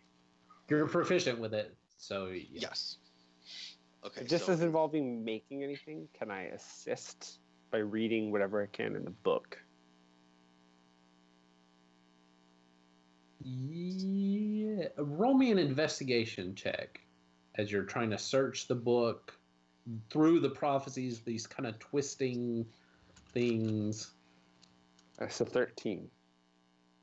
13. That'll be enough to give you advantage on your rolls as he is trying to help you, as he is also speaking these words that creep you out a little bit in your ear. So my investigation was an 18. Okay. You do find the materials that you would need to be able to concoct a sleeping powder. When ingested, or however you might do that, the person will fall asleep for 8 hours. Okay. Alrighty, and then I'll do the roll to make it. That's a natural 20. Oh yeah, yeah. You're flying around that place like I don't know, like you're on wings. You've drinking some Red Bull, and so you're like a little sprinkle here, a little sprinkle there, and like this cloud bursts up, and like oh gosh, what are they? Like the Tweety birds and stars kind of like fly from it in like this glittery kind of form, and you're left with this bluish powder that looks kind of like sand but glitters and like stars almost. Okay. What did I put it in? What could I find to put it in? Is there like a bag or? Oh, there's I mean there's bags, there's vials, there's whatever you would like to put it in, and you have two doses of this. Okay. So I'll go ahead and I'll put one of them in a bag and one of them in a vial, and then Nick, you said Mithos went back to the inn already? I was following you. Okay. So he's been there the whole time, and like at one point you went to reach for a vial, and he like without looking up from his book, he moved your wrist over because you were like reaching without looking, and then you look and you like realize that you were reaching for a vial that had like the crossbones and the X on it. Then you're like, oh yeah, and he's been kind of there whispering, and it's kind of creepy. Okay, so I'll go ahead and I'll just turn around.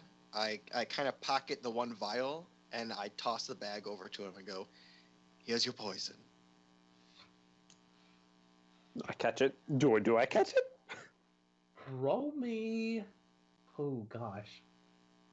Why did you have to ask me? Do I catch it? It breaks on your face and you fall asleep on the spot. That's a 10. So, Xullyd, as you throw this at him, he goes, he's still not looking up from the book. He goes to like catch it, and he just barely missed. And then all of a sudden, he looks up, his eyes wide, as the bag poof into his face, and he goes,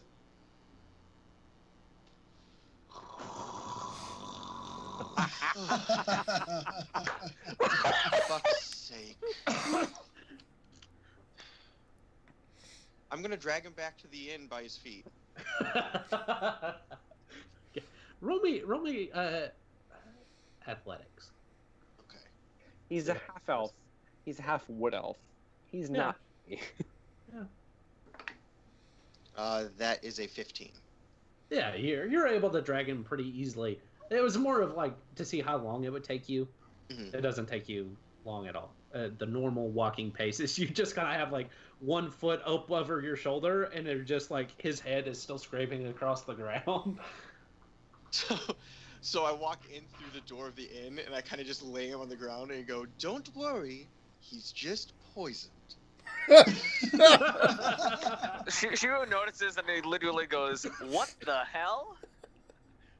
That gets Allanon to look up from his book.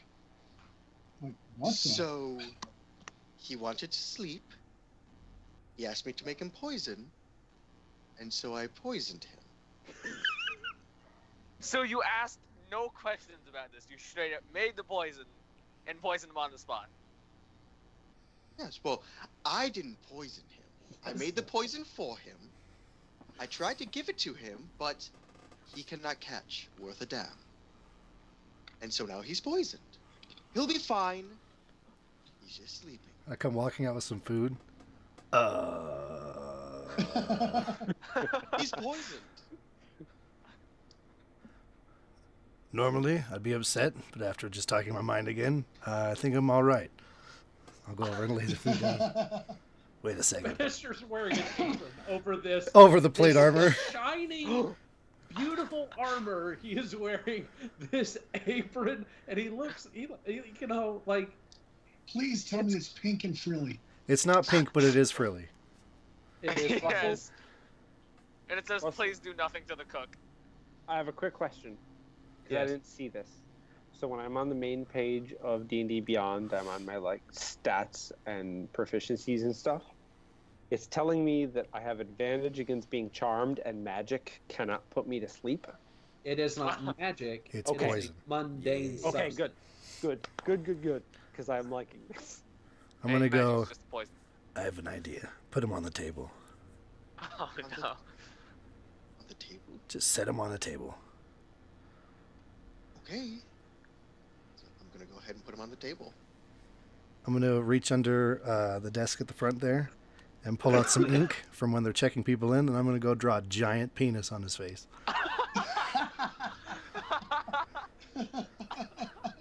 Russell. While they're Roll me doing a this, performance check. do they get anywhere near the book? If it's at your side, I wouldn't. No, as a matter of fact, like, you had had the book in your hand, Right. and you are grasping it in your sleep. When you fell asleep, that was the only part of your body that moved to clutch it to your chest. I'm going to draw a Man, you really beautiful, like the beautiful penis. That's a 19. Yeah, no, it looks like a real penis. You've made, like, the flesh Like the tone, veins. you've darkened it up so that the veins look natural. You have these little hairs. Oh my god. It looks like a real penis on this guy's face. After I finish, knowing he's asleep, I lean in and whisper, "Don't fucking talk in my brain again." And I go back and sit down, start eating and drinking. So what are Lucien and I doing during all of this? Well, I don't know. What are you guys doing?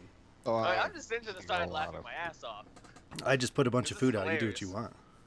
want. I mean, Allanon just has like a plate of food and like there's some ale, and he's just, all right. Looks back to his book. Mithos is asleep. Fighting hot. I need to pee something fierce. I'll be right back. What do you mean, pee Go something pee. fierce? Like something's going to come out that's fierce? Or Correct. Like a nasty word, but wait. So it's like Oh god. here's an idea. Never do that again. So what kind of food is out on the table here? Like, I know meat and cheese. I and made- ale, but what else? Yes, we cooked some actual loaves of bread, but we had a lot of like flatbread. We made a bunch of sausage, a bunch of eggs. We probably found some chicken, grilled that up, and Yeah, plenty of different kinds of meats and cheeses and egg and ale and bread. And I'm eating all that. See, okay, this is me breaking character for a second, but like meat has been completely ruined for me for like a week now because I read this book called The Jungle. It's absolutely disgusting. Oh my god, you have no idea. It's I a don't good probably think won't work. anything will ever ruin meat for me. I ever. watched that. What was that McDonald's thing they did forever ago? Oh, Super Size Me. It just Yeah. wants me to make. It Yeah. makes me want to go out and get I some craved fries. McDonald's so bad after I watched that. hmm I was like, this guy's an idiot. I want McDonald's. Alright, back in character. So, Shiro kind of like looks around, reads the room, and just like sits down and just picks at some food. Doesn't eat anything, but just like picks at it, like plays with it a little bit. Do you want anything to drink, Just- bud? You got any water? Do I see any stores of like water up there? Yeah. So actually, as you go back in the pantry, you realize that one of the at the back of the room there's like a cleared off space where there's no shelving and there's like a latch. As you pull it open, you find a cold room. That has all sorts of things. There is also a barrel of water.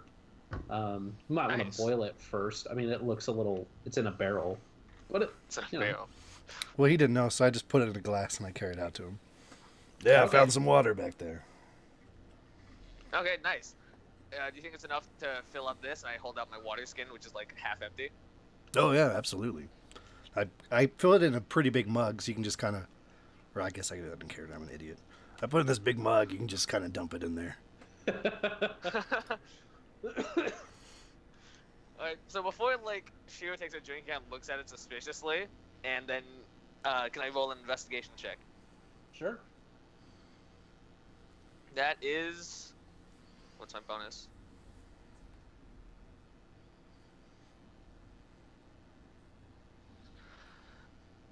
Artificial 20, yeah, synthetic 23. It's room temperature water. I mean, it doesn't look like it's great. I mean, it's not like glacial spring water or anything, but it's doesn't look like it's Does going it to have make you anything sick. in there that could potentially kill me or like have some disease? No. Not that you can tell from looking at it. You know what? Picks up the mug, downs like half of it in one go. All right. There you go. It's- Throw back that. It's room temperature water. water. It tastes like wood. All right. It kind of has an oaky taste. Yeah. That's not bad. And then I use the other half of the mug to refill my water skin. Okay. You have a full water skin. Whoop, whoop. All right. Lucien, you doing anything? I have both my hand axes out, and I'm just cutting chunks of meat, eating it. Disdaining knives and these hand axes that are the size of regular axes to most people. He's like, chunk, and then he takes the other one and he like sticks it, and then he just like, it's like he's grabbing. It's like these things are hooks. It's the weirdest thing. You've never seen anybody as dexterous with hand axes. He's just like shoom shoom, and it just like There's a lot of food going for this dude. I better get back to it. I kind of grab the little two top fluffs. Wait, what'd you say? Release some bread.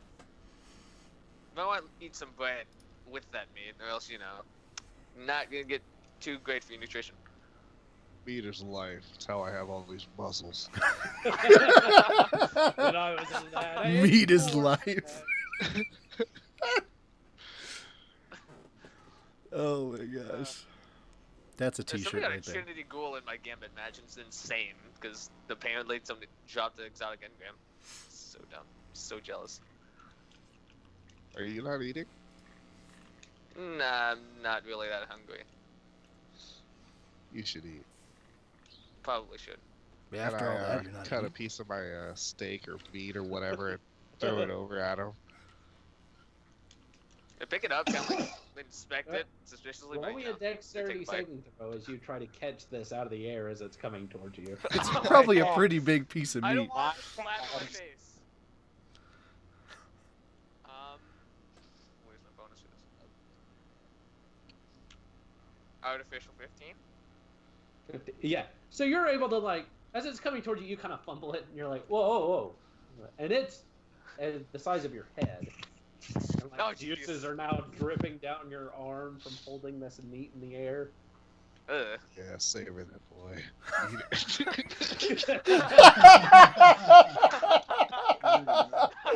Put that meat in your mouth, boy. Savor that, boy. Oh my god. I love it. It's insane. Okay. So like as I'm holding this meat, I like inspect it like suspiciously, but like I take a bite, and then what do I taste? You taste delicious, succulent meat. It's just meat, like not beef, pork, nothing specific. It's just meat. Sausage, Yeah, it's- chicken. It's like the McDonald's like all the kinds of meat kind of like ground together into like this paste. Yep. It's a kind of ground, but it's delicious. It's not like McDonald's, you know, where it's like cold and you're like, I don't know, I don't know about this. It actually tastes good. It's like the quarter pounder. Like it actually has a beef taste to it. Okay, that's not bad. But So no but seasonings, better. no nothing's just night. Oh, That's it's fine. seasoned. That's not bad. All right. Bahesht'ur cooks. No, it's well seasoned. Like, I mean, it tastes delicious. It's All right. just Nice. undefinable as to exactly what type of meat it is. Probably beef. Probably beef. All right. So as I'm chewing this, I kind of like raise my knife and whatever has to compliments to the cook. Thank you. Yeah, this is really good, Bastard. Thank you. There's plenty. Just juices are dribbling down Lucy. Yeah, he says Yeah. this. I just picture like chunks of meat flying. This is good, really good.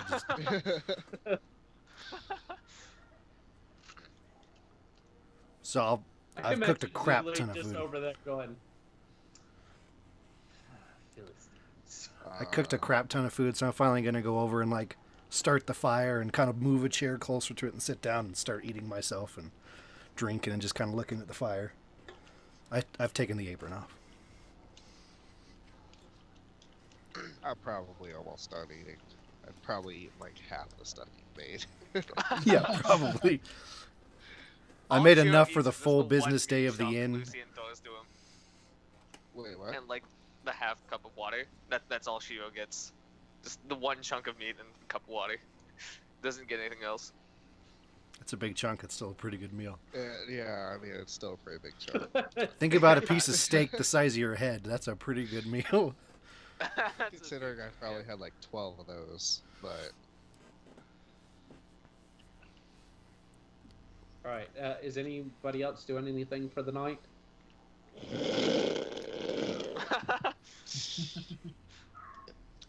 Or Bahesht'ur, Yeah. do you think you can help me drag him up to the room? I can't carry him myself. Or we just I leave hear them you. on the table. We should probably put him in a bed. All right. you want some help? He could probably do it by himself. Yeah, I just Sure. I hold a piece of meat in my hand and I take a big bite and then I just lift him up. with my he's other got hand. this massive turkey leg. He just goes, and he like grabs. I can imagine that. You broke him. I can lift grabs- 600 pounds. He grabs Mithos by the back of the cloak and lifts him up like some kind of dog by the scruff of his neck. And throws him over his shoulder and just goosh. And you hear like as he's walking up the stairs, you hear the floorboards go. It's like a Skrillex concert. Yeah.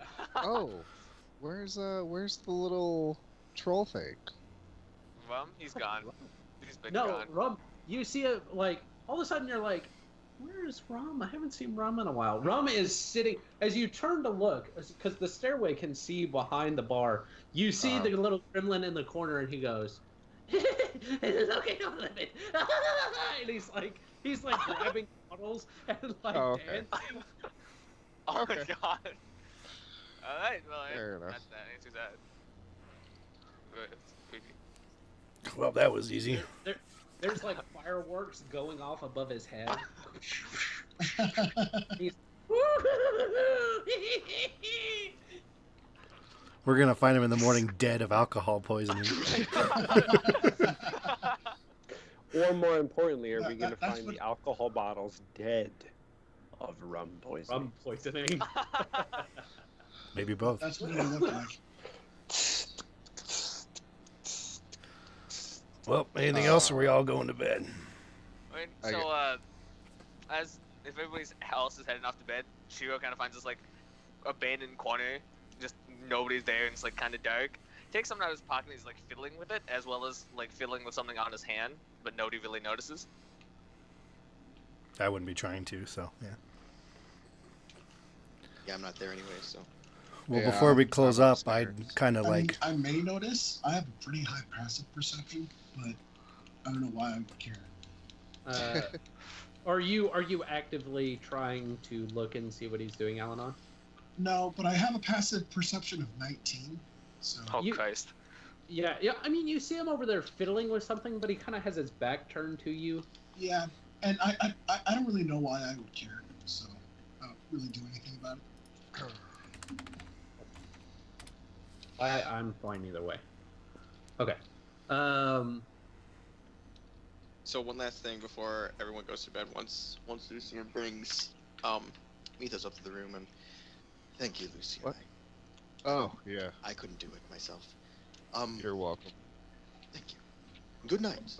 And I'll go ahead and I'll close the door, and I'm just kind of standing there over Mithos, just looking at him like. And then I kind of just snap my finger and I press the digitation the dick off of his face. Aww. I sneak in the middle of the night and draw another. No, I'm just kidding.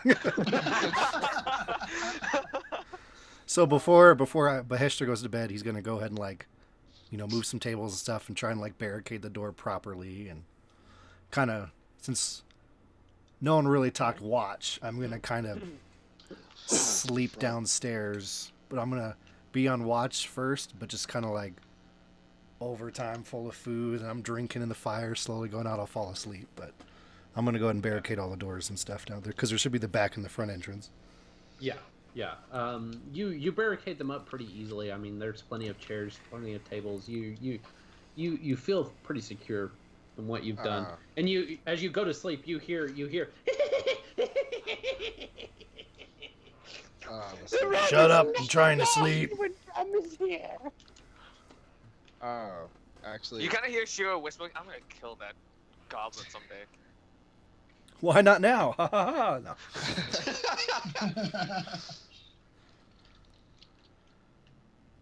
No. Lucien, were you doing something? I was gonna ask Bahesht'ur if he would mind company. Oh, go for it. I was just gonna sit here and doze off. Our beards can guard together. So for the first time in a long time, everybody sleeps soundly. Oh, thank Nothing God. happens. You are full. You are well rested. You are warm.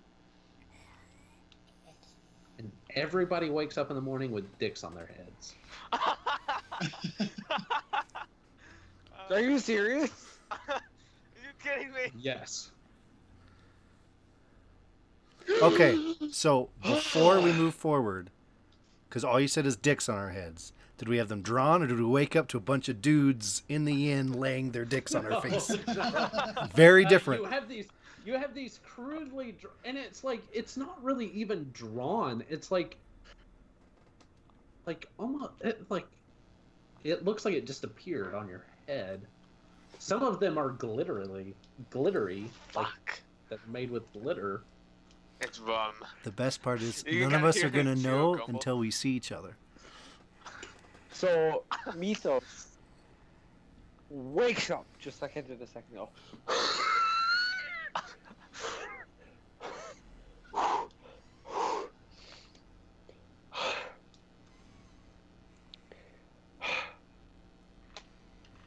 When I look around the room, is Xullyd in the room? Yeah, I stayed. Did it work? Ugh. What? Wake the fuck up! Why are you yelling? What? Did it fucking work? You threw it in my face, I inhaled it, and I felt euphoria like I prefer not to discuss in the present. And now. Oh, the poison. Yes. No. You were out. No, not poison. The makeup you powdered on my nose when I was late for dinner. Yes, the fucking poison! Yes, it worked. Watch yourself the next time you ask poison for me.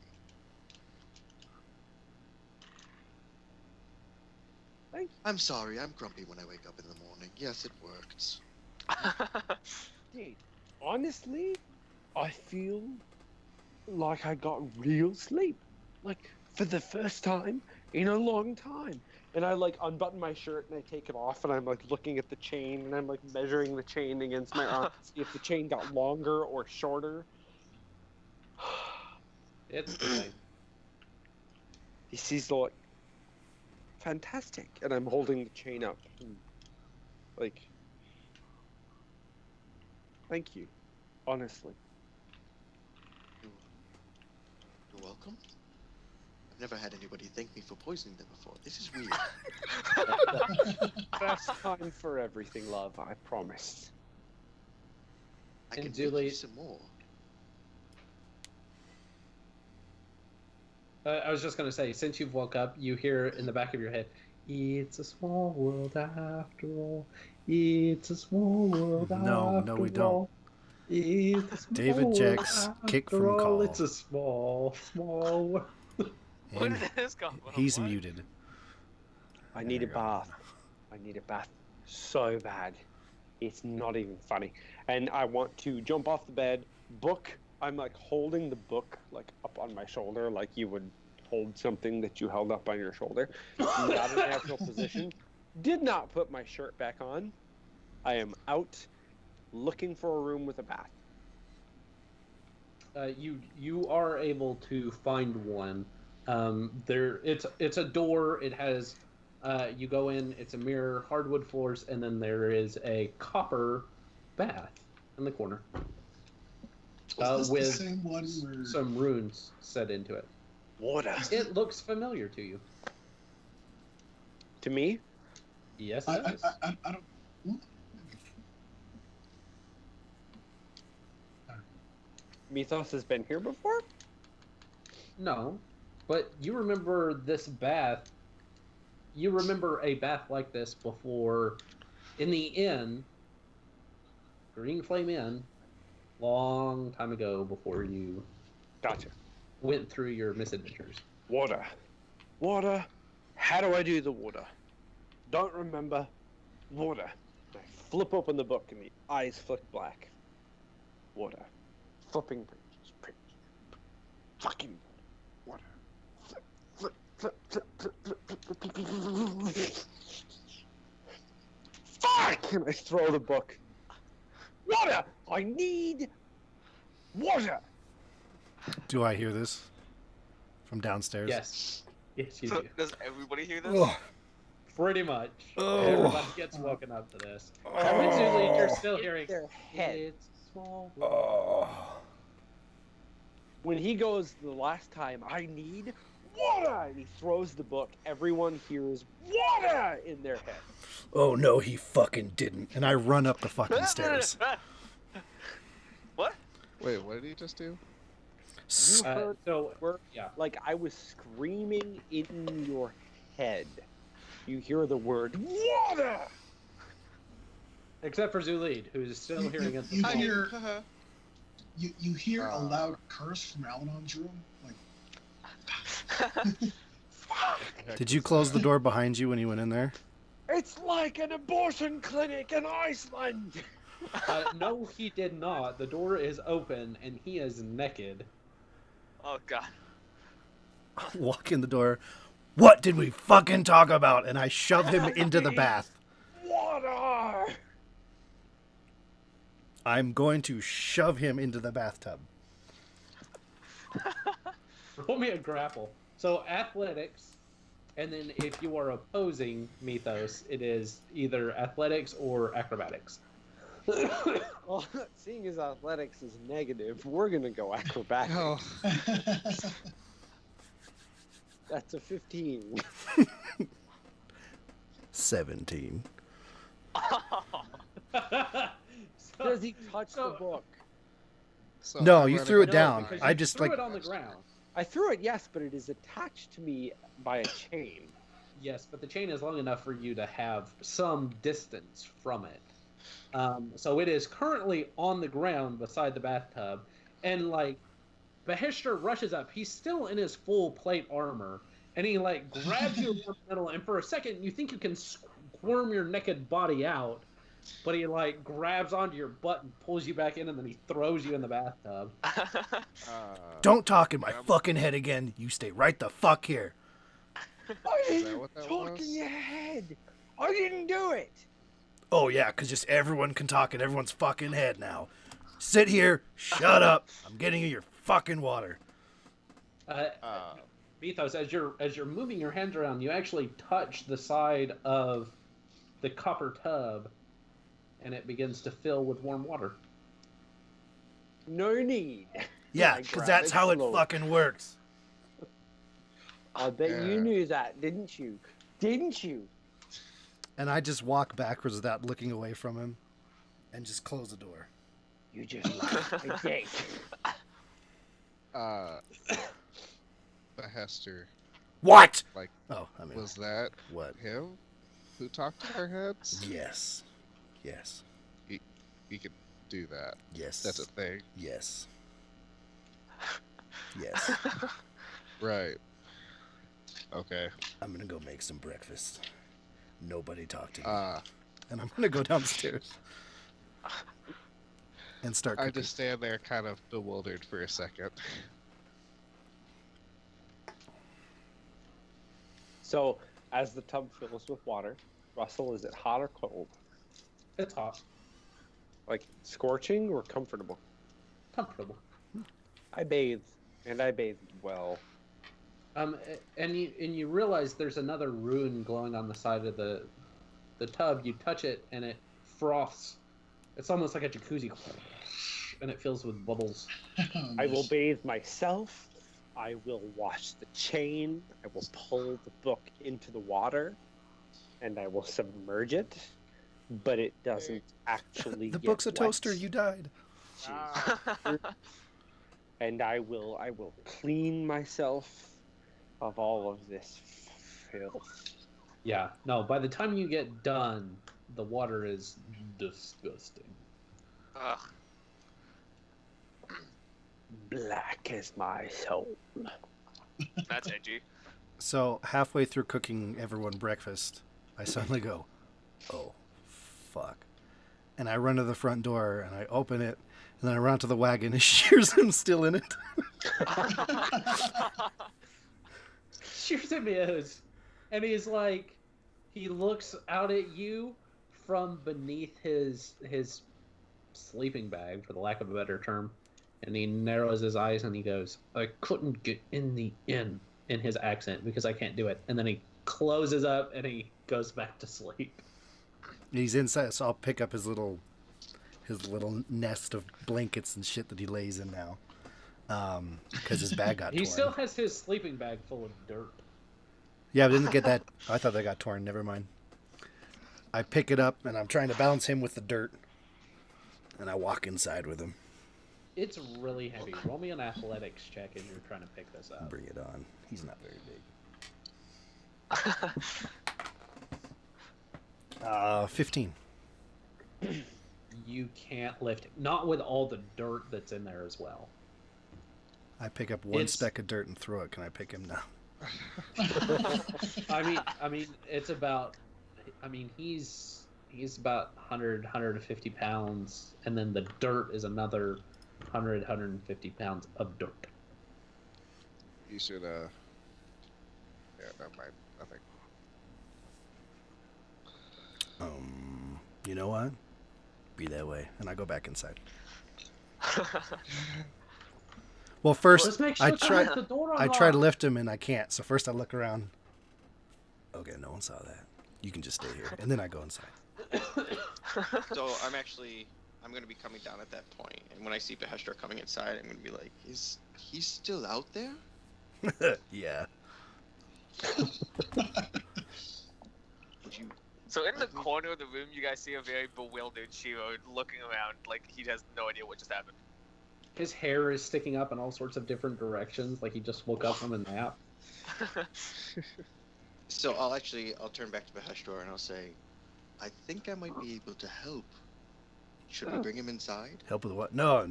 He doesn't want to come inside. He said so. So we'll just we'll just leave him out there, which is what he wanted. Yeah, there's no reason to try to carry him in here. So we'll just.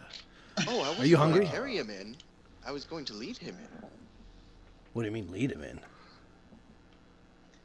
Well, let's try this. And I'm going to go ahead and walk over to the door. And how far is the wagon from the door?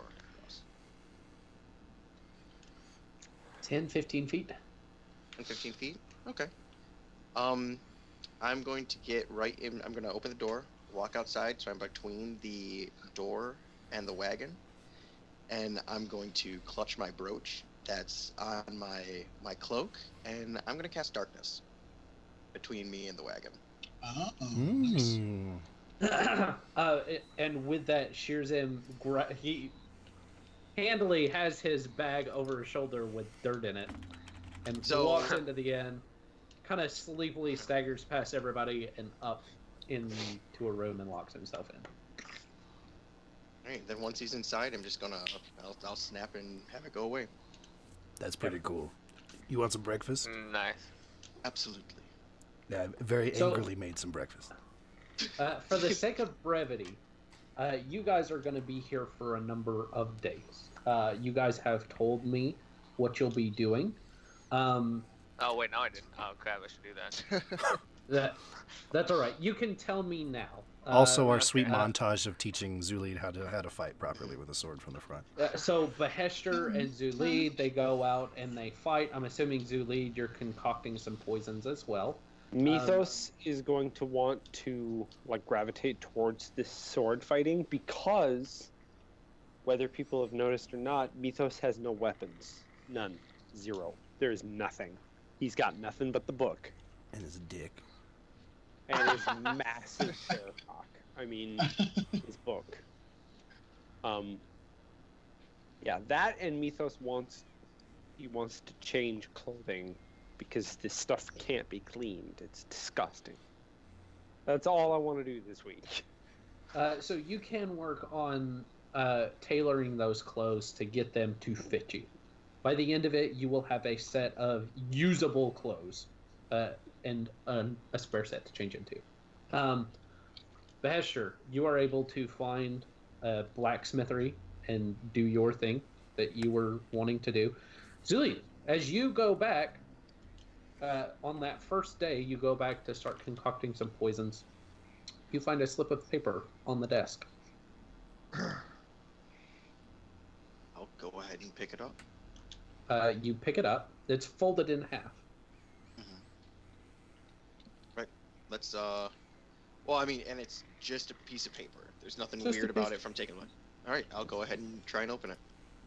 You open it, and you see written in Elvish, you see, my love for you is so much that I give you this reprieve of time after your harrowing adventures before my hunt continues.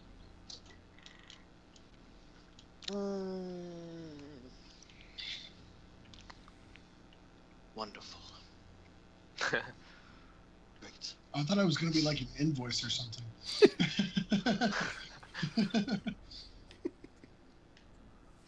Oh, Russ, I would also like to read through the book that is Creatures of Mare Porta. Okay. Yes, you will. Yes. In Mare Porta, you will have advantage if you see a creature that appears to be natural. You'll be able to have advantage on your check to see what it might be or something like that. For flavor, I want to transcribe the book into the text of this tarnished silver-plated book I seem to be carrying with me. Mind you, Xullyd and Bahesht'ur, if he noticed it, are the only two that notice that the book is chained to my chest. And as you write in and moves, words shift, prophecies change. Xullyd, were you gonna say something else? No, I was. Well, actually, there's one other thing I want to know. I know we said that we can make poison. Can I make drugs? We making some cocaine. Some blue sky? Because I know Yes. where this little laboratory is, can I help him?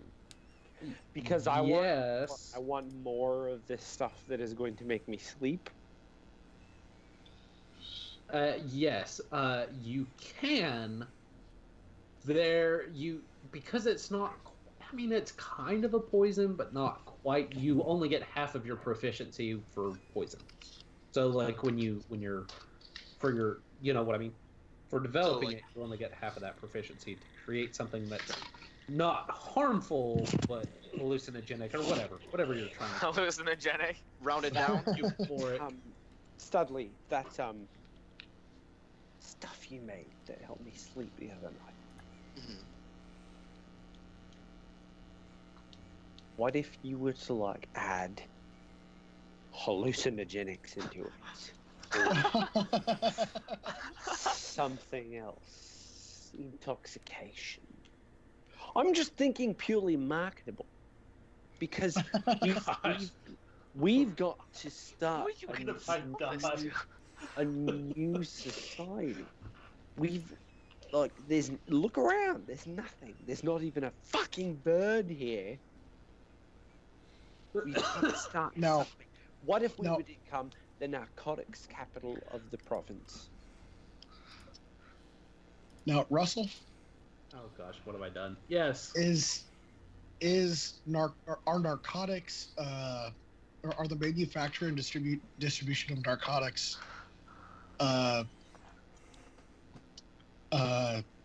illegal in the Empire?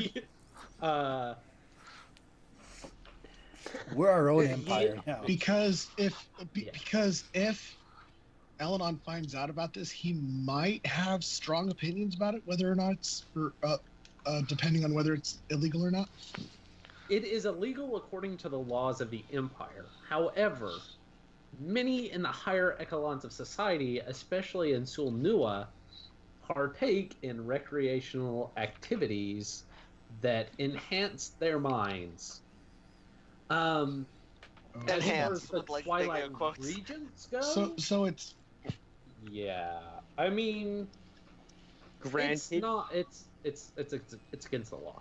we've Okay. made sure to be secretive about our journeys towards this place, and I should choose to cast Silent Image, which is a 15-foot cube, to make it appear as if there's nothing billowing out of the windows. I mean, even if you were, he's already told them he's creating poison, so... But he didn't tell them where. True. I mean, unless I mean, Allanon came and personally well- investigated, it wouldn't. yeah, and I don't have any reason to, so I won't. But and I don't have any, or I can't think of any reason why I would know about this. But just Yeah. yeah. You are lawful. This is against the law. Yeah, although I am getting a little lax about that, kind of. Sure. I mean, this could be like... I mean, I am allowing looting. So. Well, and there have been circumstances of people in the Twilight Regents going undercover into these drug cartels. It's one of those things that it happens. It's against the law, but there's also some government sticky fingers in it, just like there is now. You know? He's also got flashbacks of Jiag having a moment of wisdom, going, "If you are full of the law, how can you experience anything else?" What if I am the law? I am the law. I am the law. Lucien does go exploring Yes. to try to find a cold region. Mariporta is a relatively tropical place. It is towards winter though, so it is a little bit cooler, especially with the loss of vegetation. It seems like the ecosystem may have changed. So there is some colder places, but there's nowhere that's the same as Derbywiskrund, which is where you're from, which is a frozen tundra. Like, so, yeah. Allanon does try to get you guys involved in some card games. He's flicking. It looks like he's practicing magic over in the corner. He's working on his hand gestures and. Also, while I'm working on that, I'd like to see if I can find Sherzim a box where we can put his dirt, so it's not like just a ripped up bag anymore. Across the street is where Finchurch lived, and he was a carpenter. Plenty of wood there. Plenty of wood to create something. Also, Allanon, as you're kind of working on card tricks and different things like that to kind of improve your sleight of hand. As you're like, Rum comes up to you and he goes, "Oh, fancy tricks. Should I teach you some things?" And he flicks his hand and a coin purse appears. Swear to God, that was my No. coin purse. I'm gonna stab Rum in the throat. Now, is this my coin purse? You go to feel, it is. Oh my God. Well, first of all, how did he manage that? Because my passive perception is 19. As you kind of look at him and you ask him that question, he goes, "Secrets I can teach you." I snatch the Lord, I bag didn't and take accept. these things.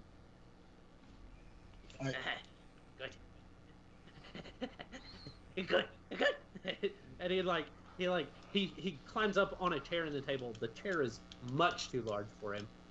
And he leans in close and he goes, "Yes, let me tell you the secrets of rum." and he begins to help you and teach you flicks of the wrist and things like that to help you develop your sleight of hand. First secret, Alright. drink a lot of alcohol. Yeah. That does tend to be what he talks about a lot. Yes, first you take a little sip of rum. Or like a go. Yes, now I'm ready. That kind of thing. No one can see you if you can't see anything. About halfway through the 3 weeks, the kind of week and a half that you guys are here, you wake up one morning and you hear the sound of hooves coming down the street. That's interesting. Like a lot of hooves, or like one horse, or They're Oh, yeah. all Well- loud in the kind of quiet. I mean, like, most things are dead in this area, and in this kind of quietness, you hear the.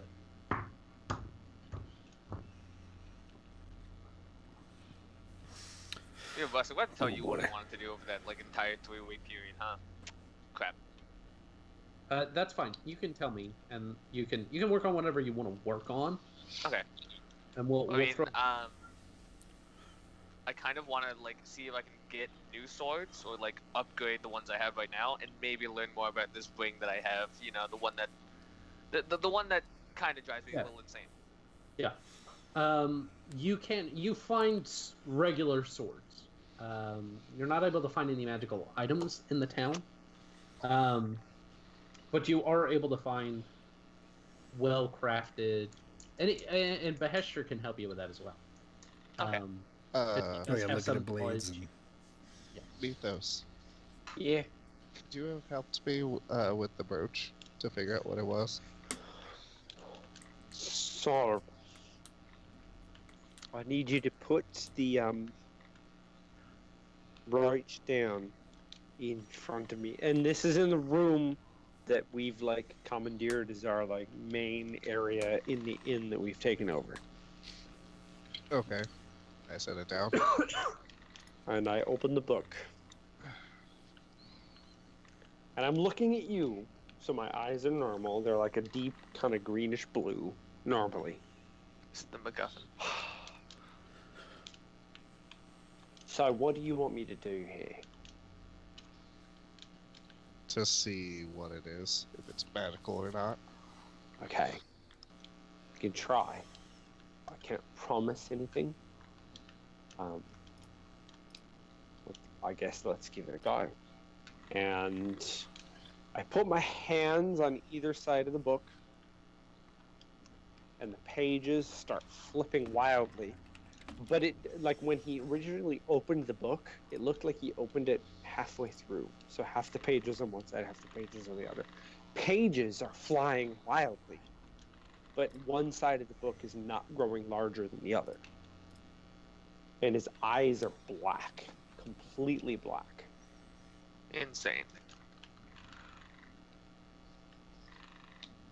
And nothing happens.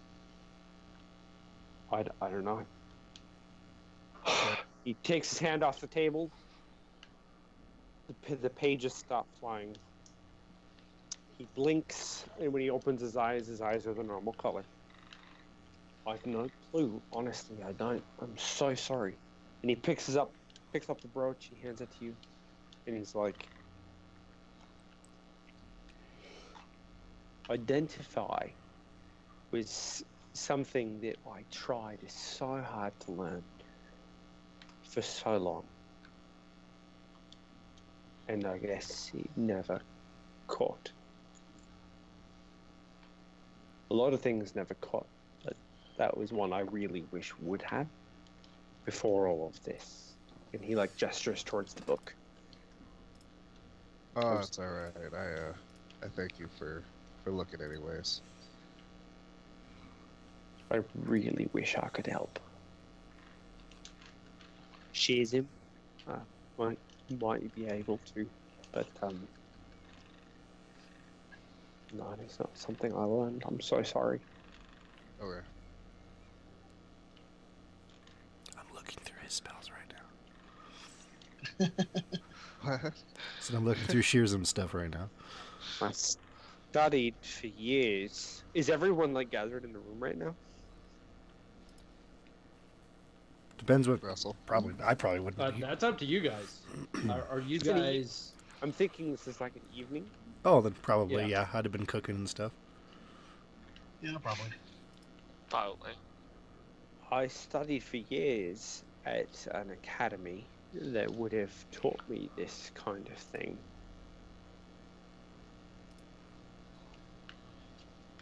Never seemed to catch though.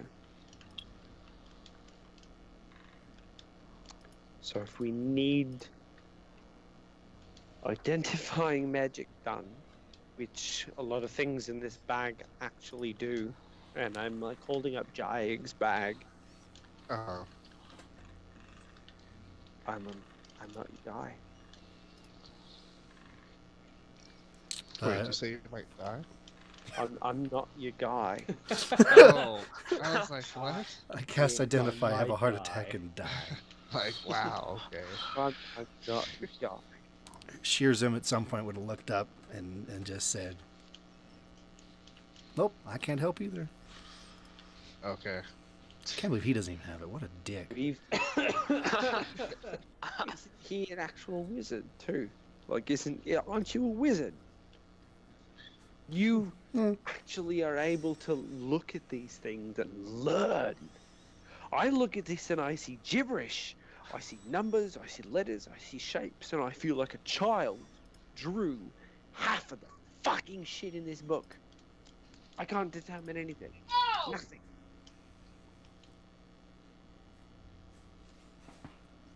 What was that? So, No, exactly. Nothing. I've got nothing. I come out of the back. I said, "Stop talking in my head." No, I'm just kidding. But, Bus, do I learn anything about the wing during this 3-week period? At all? Yes, but I will message that to you as an aside. Okay. I also Discord would or have Skype? tried to find some healing potions. Horse hooves. You guys hear it coming from outside. We're not done with Hell the is 3 weeks. that? Why? You guys expecting Is there- guests? Hold on a second. Okay, never mind. Mage armor on myself. I pick up the book, hook it on my hip. And then, I'm not expecting anyone. as Mithos is hooking the book on his hip, you hear Shiro saying, "Hey, yo, don't just give yourself mage armor. At least give somebody else some too." I look at him. My eyes are completely black, and I say, "You don't want this." That's creepy. All right. I'll trust Is you. there a window? Yeah, I'm gonna grab Yes. my crossbow back from Sherzim. I'm gonna go to the second floor and kind of look out a window. As you look out the window, above, so you see the head of a horse. Sorry, not the head of a horse, but this buck with this. Not a horse, definitely not a horse. It has so many points on its antlers, it looks like a tree is growing out of its head. Jesus Christ. Holy crap! And it is head and shoulders above the roofs.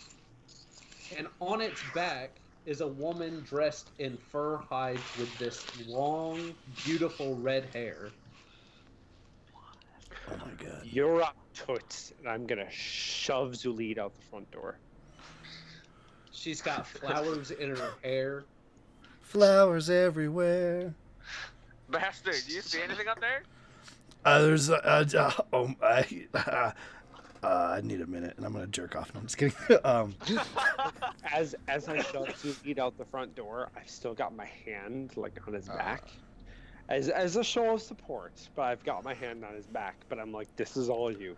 There's like a really big like buck with like trees going over its head. It's bigger than the buildings. There's this woman, and I don't know if I'm singing this.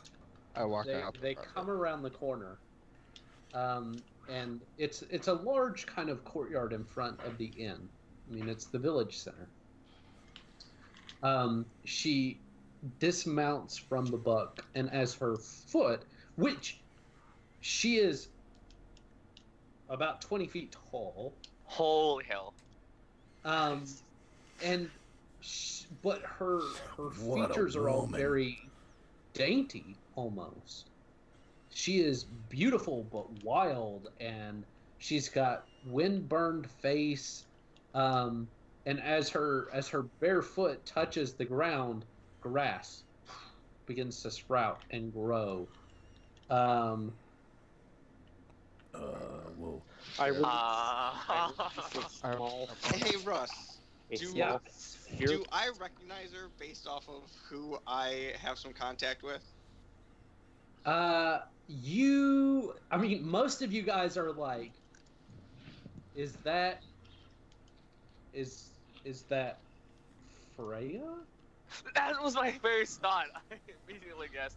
Is that Freya? And that is Like- why Mithos shoves Xullyd out the front door. As this is happening, I release, like from my hands, I release a small spherical stone that starts rapidly orbiting my head in different axes. I actually walk outside, and would my character recognize her since I pray to her? Oh yeah. No, I that's actually bow that's down. Freya there. This is a wet dream Well, happening Lucien, right you know now. what you're doing? You okay? So, I Russ- bow down. Did I recognize her or?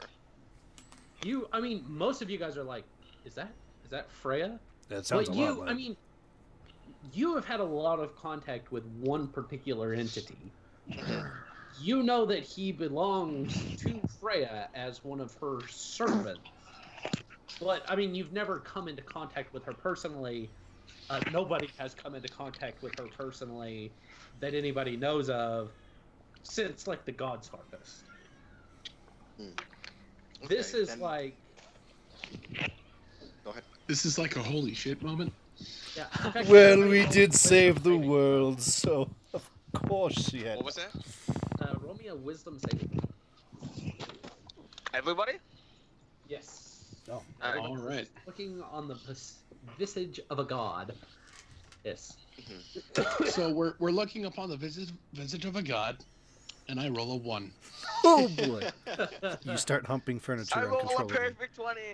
Natural 20. Thank God. Nice. Oh gosh. 16. Russell, 16 as well. Russell, I rolled a 17, and I will leave it your discretion. Are my eyes black or not?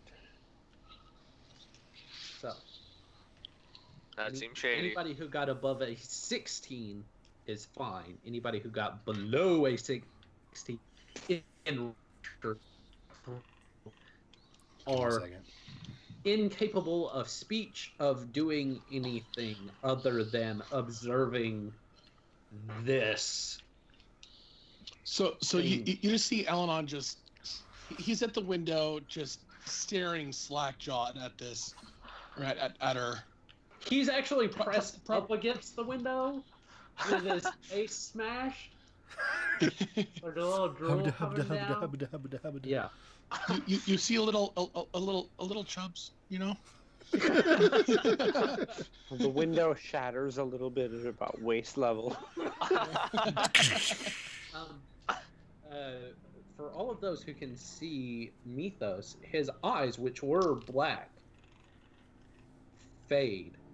It starts at the center, and then that inky blackness dissipates, as well as the armor that you had, the shadows armor that you had enshrouded yourself with. Gone. What's happening with the book? The book is so it's a tarnished silver. It is turning black, and the chain is coming closer to your chest. It's kind of almost like it's trying to. Yeah, it's almost like it's trying to get away from whatever this is. She comes down and she kneels in front of you. And she speaks this guttural. Who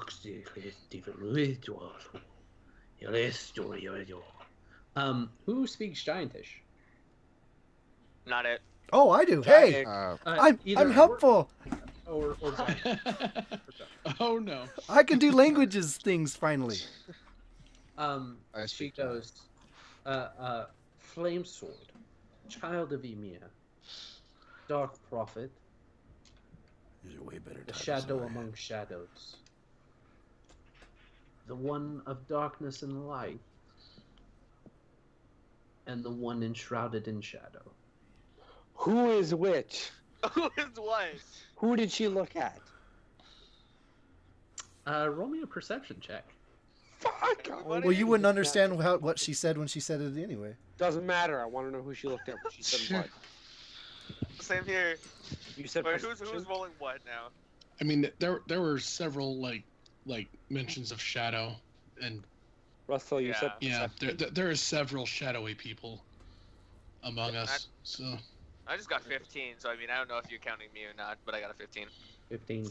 17. It's hard to tell, and you don't speak Giantish, so you have no idea what's being said. You just know that her eyes kind of each penetrated each of you. God damn it. now, Kegeled. now, does she look at me? She does. And how do I react? Natural one. Naturally. Eye contact.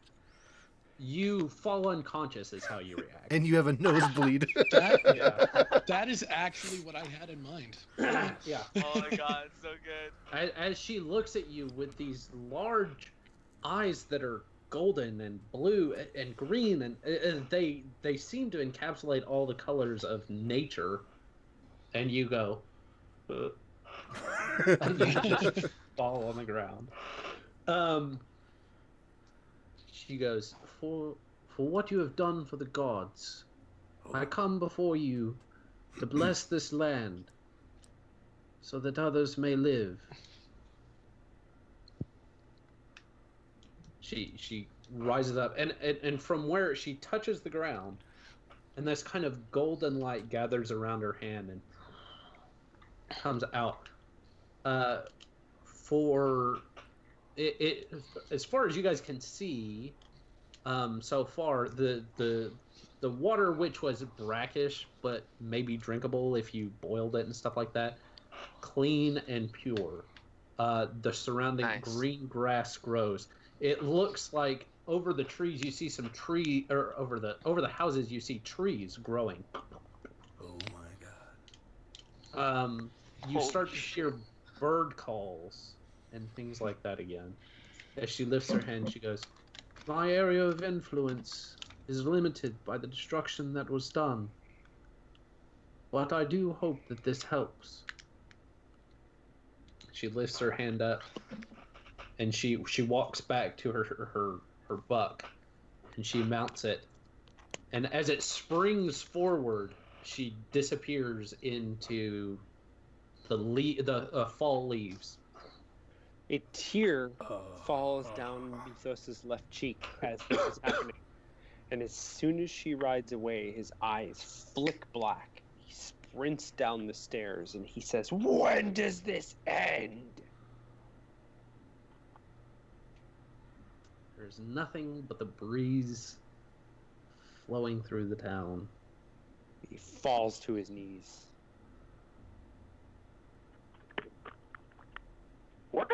happened, Bahesht'ur? What did you say? I have no idea what's going on. I'm gonna need a moment. Just whoa. So basically, whoa. Well, we're a big deal, like I said. Okay. Basically, for thanking us for doing what we did at the tower, she has brought life back to whatever area she can. She did mention that it's limited, so I don't know how much is back, but the world is, in our area at least, is coming back to life. But what did she say about us? Because I saw her look at all of us, and when she looked at me, I saw this piercing cold. There's a lot going on, you know. She said something about everyone, and then said for our great deeds, and she healed the land and then ran away. The book is open and the pages are flying, and Mithos looks towards Shiro, and in his head he hears, "She said you're pathetic." Oh, that was me. Whoa.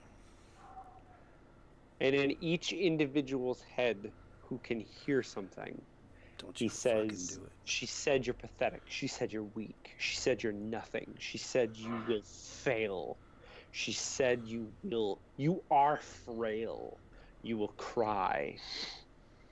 All of this is happening simultaneously as the pages are flying, and he's looking at all of you, eyes black, kneeling on the ground. Well, I'm upstairs, so. And it doesn't stop. It's repeating. Oh my god. I go downstairs and I punch him in the face. Bahesht'ur, roll me a wisdom saving throw. I don't hear shit, baby.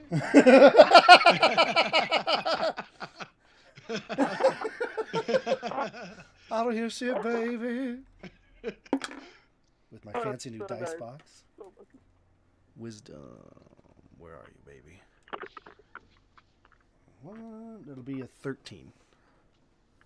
13. Not as high as I'd like, but that's what would happen. It's like the Oni is speaking into your mind. Oh, good. The Oni. Okay, when do we go to Asia? You are furious. So I'm Do basically... with that what you will. Okay. You are in a berserker rage at this moment. Filled with shame, regret, fear. You're a big ball of nerves. I'm crying while attempting Mithos to pummel is his kneeling. face over and over and over and over and He's over and over. kneeling, and the book is open in front of him, pages flying wildly. I'm attempting to punch him as many times as I possibly can. Roll me a grapple. So athletics versus either acrobatics or athletics. Natural 20. Oh my god. Do I need to roll anything, Russell? You might get a natural 20. Who knows? What am I rolling? Either athletics or acrobatics.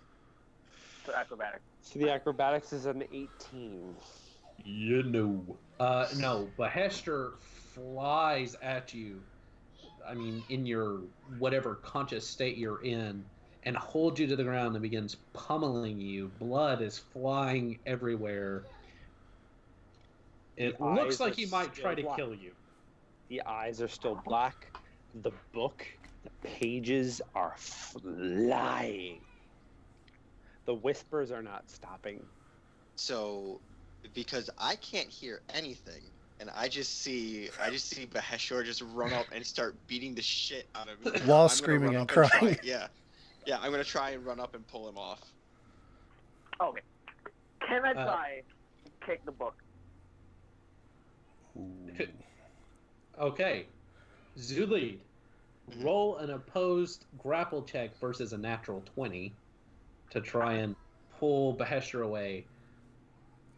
What am I adding to Mithos, Uh, you can do athletics or acrobatics. Okay. I'm doing it a little differently. Yeah, that's a 14. Okay. So 17 for the acrobatics check. Okay.